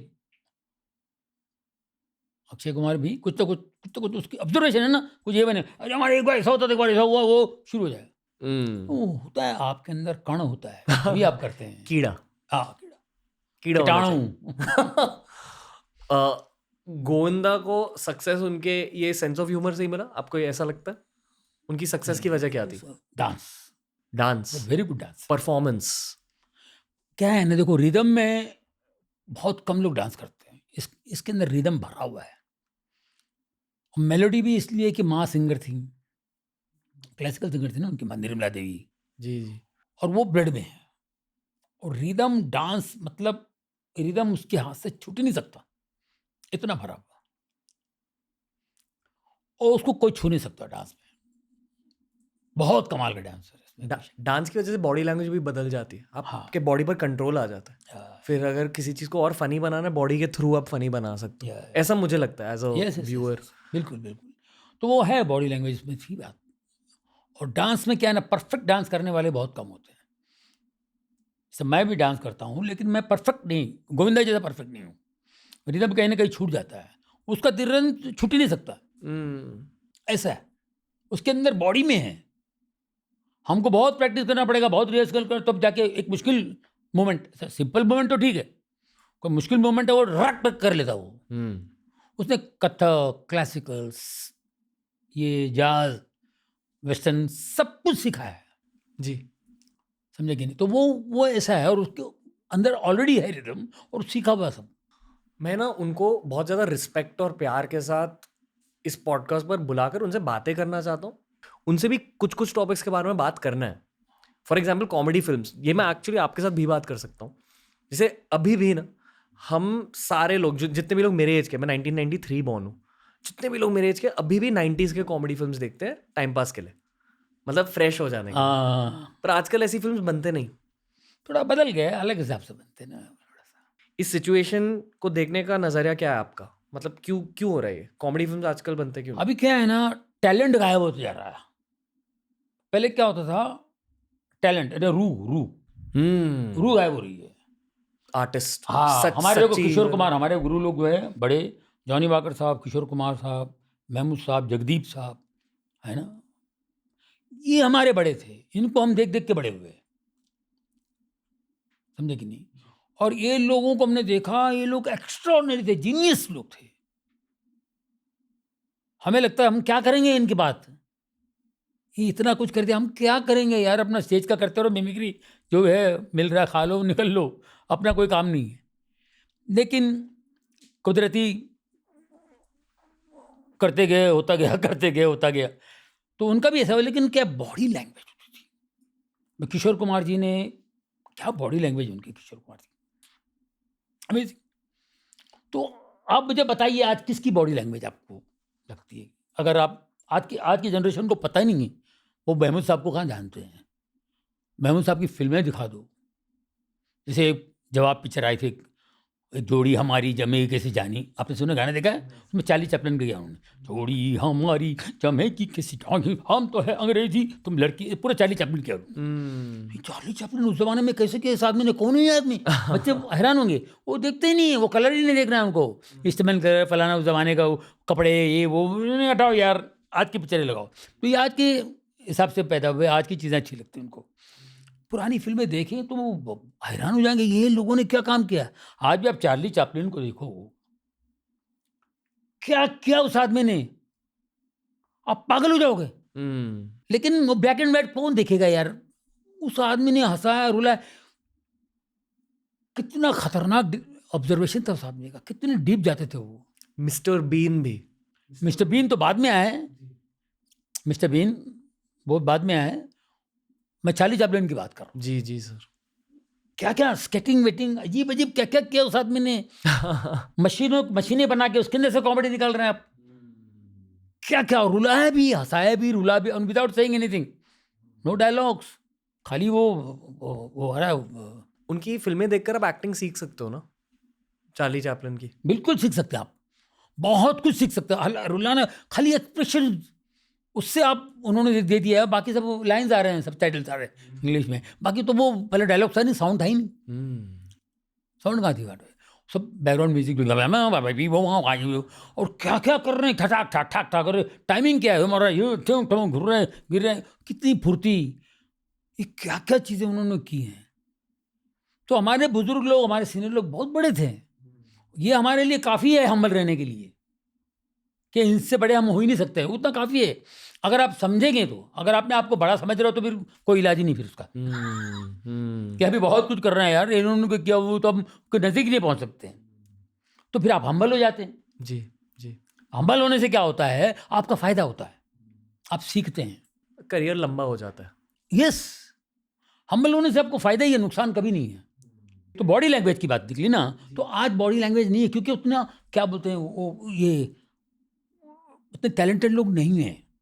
आज क्या है कि डायलॉग्स पे बात कर रहे हैं, बोलो, सारा ह्यूमर डायलॉग्स पे है। वो खड़े बोल रहे दल दल दल दल दल दल।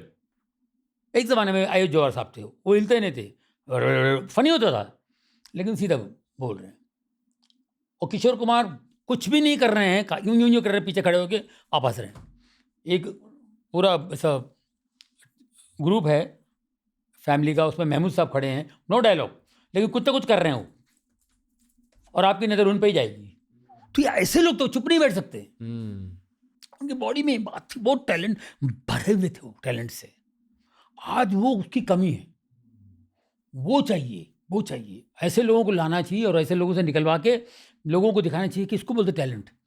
और अभी टाइम नहीं ना, एक ज़माने में क्या था ना, पिक्चरें आप देखते थे थिएटर में जाके, टाइम निकाल के पिक्चरें देखते थे, वो टाइम था, फुर्सत थी आपके पास।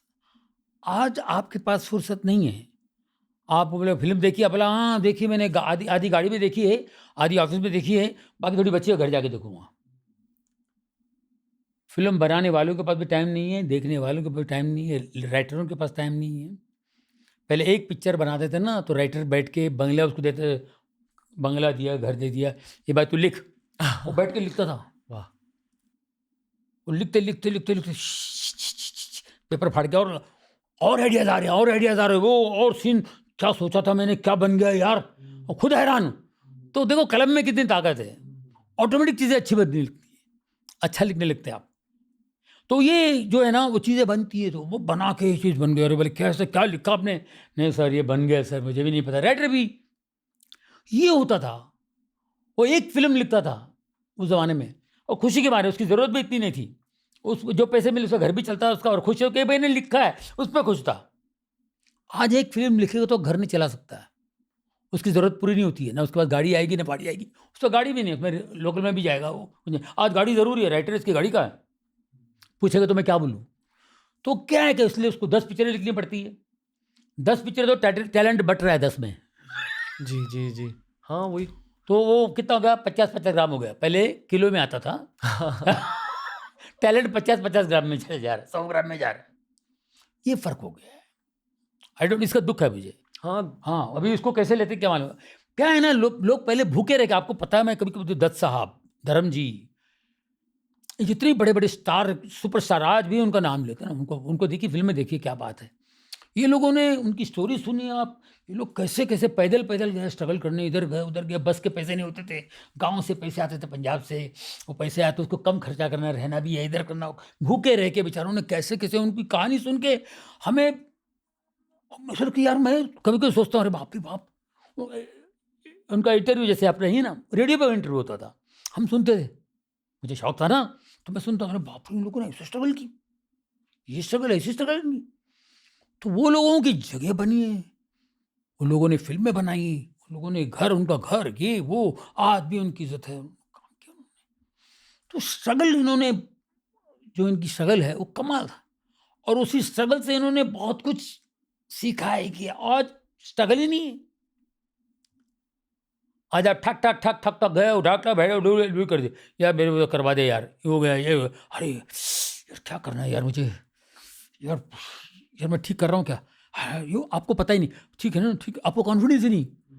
ये स्ट्रगल करने के बाद मुझे लगता है, मैं तब चांस तो मिले इनकी माँ की आँख, मैं डायरेक्टर की वाट लगा दूंगा, सारा प्रोड्यूसर मुझे छोड़ ही नहीं सकता, ऐसा करूँगा। ये कॉन्फिडेंस स्ट्रगल नहीं दी उनको, तो यहाँ स्ट्रगल ही नहीं।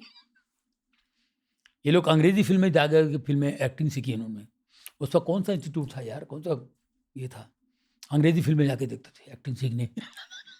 इंस्टीट्यूट जिंदगी ही थी हाँ, कि आज 2024 में ना सोशल मीडिया पर मोस्टली कॉमेडी छा चुकी है। आई डोंट नो, आप सोशल मीडिया यूज़ करते हो सर, इंस्टाग्राम ये वो? बहुत कम बच्चे लोगों ने कभी किया, डैडी आ जाइए इस पे तो हम लोग नहीं कर सकते, जहाँ है तो हम लोगों ने इतना काम किया है। अभी कोई अच्छा तरीके से, मेरे अपने शोज भी होते हैं ना, जी जी जी। उस पर ध्यान देता हूँ। अभी मेरा अगले साल से शो करना है, अभी नहीं, मसाला बन रहा है, मिटिल बनाऊंगा। अगला मेरा शो ज़रा वो अलग है, दुकान उसको कैसे चलाना है, तो उसमें मेहनत है, बहुत कुछ काम है। मेरे चाहने वाले वो आ जाते हैं, हाउसफुल शो होता है मेरा। हाँ, ब्लैक वैक चालू हो जाता है पहले शो में। हाँ, तो मेरे चाहने वालों को पता है कि अब ये बहुत दिन बाद आया है, कुछ मसाला लेके आएगा। ये हमारी अंडरस्टैंडिंग है, तो वो मुझे लेके चलना है, वो भी है। और फिल्में जो है हमारे कुछ जहाँ अंडरस्टैंडिंग है, ट्यूनिंग है, वो हमें बुलाते हैं, हम वहाँ जाते हैं, अच्छा लगता है, काम करता है, काम अच्छा निकलता है जी। है ना। तो वही अंडरस्टैंडिंग, बाकी और कोई मतलब मज़ा नहीं है कि हमने बहुत काम किया, हमको अच्छा लगा। जी जी जी। जितना भी काम के लोग प्यार करते हैं, अच्छा लगा। तो लोग चाहते भी हैं कि हम और कुछ अच्छा अलग करें, अच्छा करें, कुछ और डिफरेंट करें, ये करें, तो वो कोशिश करेंगे। और जहाँ लाइक अच्छे तरीके से काम हो, और खामखा नहीं करना, क्योंकि हमारे बुजुर्गों ने, कुछ लोगों ने, गलती हुई है कुछ लोगों से, वो उनसे हमने सीखा है, ये नहीं करना है। तो कुछ भी करे, कुछ भी करो, नहीं होता। एक फिर कुछ दूसरे कहते हैं, यार इनको ये रोल नहीं करना चाहिए था यार, ये रोल क्यों कर रहे हैं। अभी राजपाल यादव, मेरे बाद राजपाल यादव है। अगर मैं अपने आप को संभाला नहीं, मैं कुछ भी करूं, तो राजपाल यादव को ऐसा रोल है, अरे यार इस रोल में मैं जॉनी भाई के साथ बदतमीजी करूंगा, कैसे मैं करूंगा, तो ये रोल ऐसा सही नहीं, जॉनी भाई को नहीं करना चाहिए था। इसमें मैं लात मार रहा हूँ जॉनी भाई को, मैं कुछ भी बोल रहा हूँ, अरे मैं उनकी इतनी इज्जत करता हूँ, मैं कैसे करूँ। जॉनी भाई ने ये रोल क्यों एक्सेप्ट किया, है ना। तो हमें वो भी देखना है कि भाई नहीं, चलो क्या करना चाहिए, क्या नहीं करना चाहिए, ग्रेसफुली को काम हो तो उसे करना चाहिए, क्योंकि ऊपर वाले ने इज्जत दी तो उसको पकड़ के रखना है ना। वाह तो ये भी बहुत सोचना है, ज़रूरी है। सर, ये पॉडकास्ट ना भारतीय इंटरनेट के लिए बहुत ज़रूरी था। ऐसा जो बातें हुई यार, हाँ। ये I was waiting till this point, अभी ऑलमोस्ट एंड हो चुका है पॉडकास्ट, बस एक कंक्लूजन तक रुक रहा था मैं। बहुत कुछ समझाया है आपने एक पूरे जनरेशन के लिए, और जॉनी लीवर की इस साइड को अब लोगों ने जाना है। मैं एंड में बस ये कहना चाहूँगा कि एनर्जी एक्सचेंज होती है जब मैं पॉडकास्ट करता हूँ किसी के साथ भी, और बहुत कुछ पता चल जाता है मुझे उस इंसान के बारे में। आप सच में दिल से खुश हो, you one of the happiest people I have met on the show, और इसकी वजह ये है कि गॉड आपके पीछे है और आपके ऊपर, दोनों है। बेशक बेशक, इस पर जो भी मतलब ब्लेसिंग्स आपकी लाइफ में आया, ऊपर से आया, और जो भी आगे होने वाला है वो गॉड एज अ टीममेट के साथ होने वाला है। मतलब गॉड आपके टीममेट है। तो I just wish you more happiness sir, though you don't need my wishes, आप वैसे भी मोर हैप्पीनेस प्राप्त करते रहोगे। पर थैंक यू, बहुत मज़ा आया आपसे बात करके। आपकी एक नई फिल्म आ रही है? हाँ, मेरी फिल्म आ रही है, बिल्कुल, वो ZEE5 में आएगी। जी, हाँ, 9th को रिलीज़ हो रही है। 9th को रिलीज़ हो रही है। तो वो उसमें मेरा एक डिफरेंट रोल है, पहली बार मैं हट के रोल कर रहा हूँ। जी ये कुछ कानून कायदे पर है, लॉ पे है। मैं पुलिस वाला हूँ, जी जी जी। एक क्रिमिनल को पकड़ता हूँ मैं, और नेक्स्ट डे मेरी रिटायरमेंट है, एक लास्ट की मुझे मिला है मुझे, जी उनके साथ मेरा क्या होता है बहुत इंटरेस्टिंग है, और एक डिफरेंट जॉनी लीवर मिलेगा आपको इसमें। बहुत सारे लोग आपसे बहुत प्यार करते हैं, बस मैं ये कहना चाहता हूँ आपको ये पता है, पर फिर भी एक बार और कहूँगा कि thank you sir, and sending you all the love and good wishes. Thank you very much, मज़ा आ गया आपके साथ। मज़ा आ गया है मेरे को, मुझे खुद को मज़ा आया। बस लौट कर आना एक बार। Thank you so much. तो दोस्तों, ये था आज का पॉडकास्ट, बोला था ना one of the episodes of the year. बहुत मज़ा आया मुझे इस पॉडकास्ट को रिकॉर्ड करके सर के साथ। बस ये कहना चाहूँगा कि I definitely want sir to return, क्योंकि मैंने सारे एक्सपीरियंसेस को टैप इन नहीं किया। बहुत मज़ेदार था इनके साथ, बस बैठना, इनके पास बैठकर ही ना आप बहुत कुछ गेन कर लेते हो। बहुत विजडम भरा हुआ है जॉनी लीवर में, एंड आई एम ग्लैड कि TRS के थ्रू हमें उस विजडम को शेयर करने का मौका मिला आपके साथ. I hope you grew through the episode as I did. And all I say is go watch Lantrani on Z5 right now. Johnny Lever on TRS will be back soon.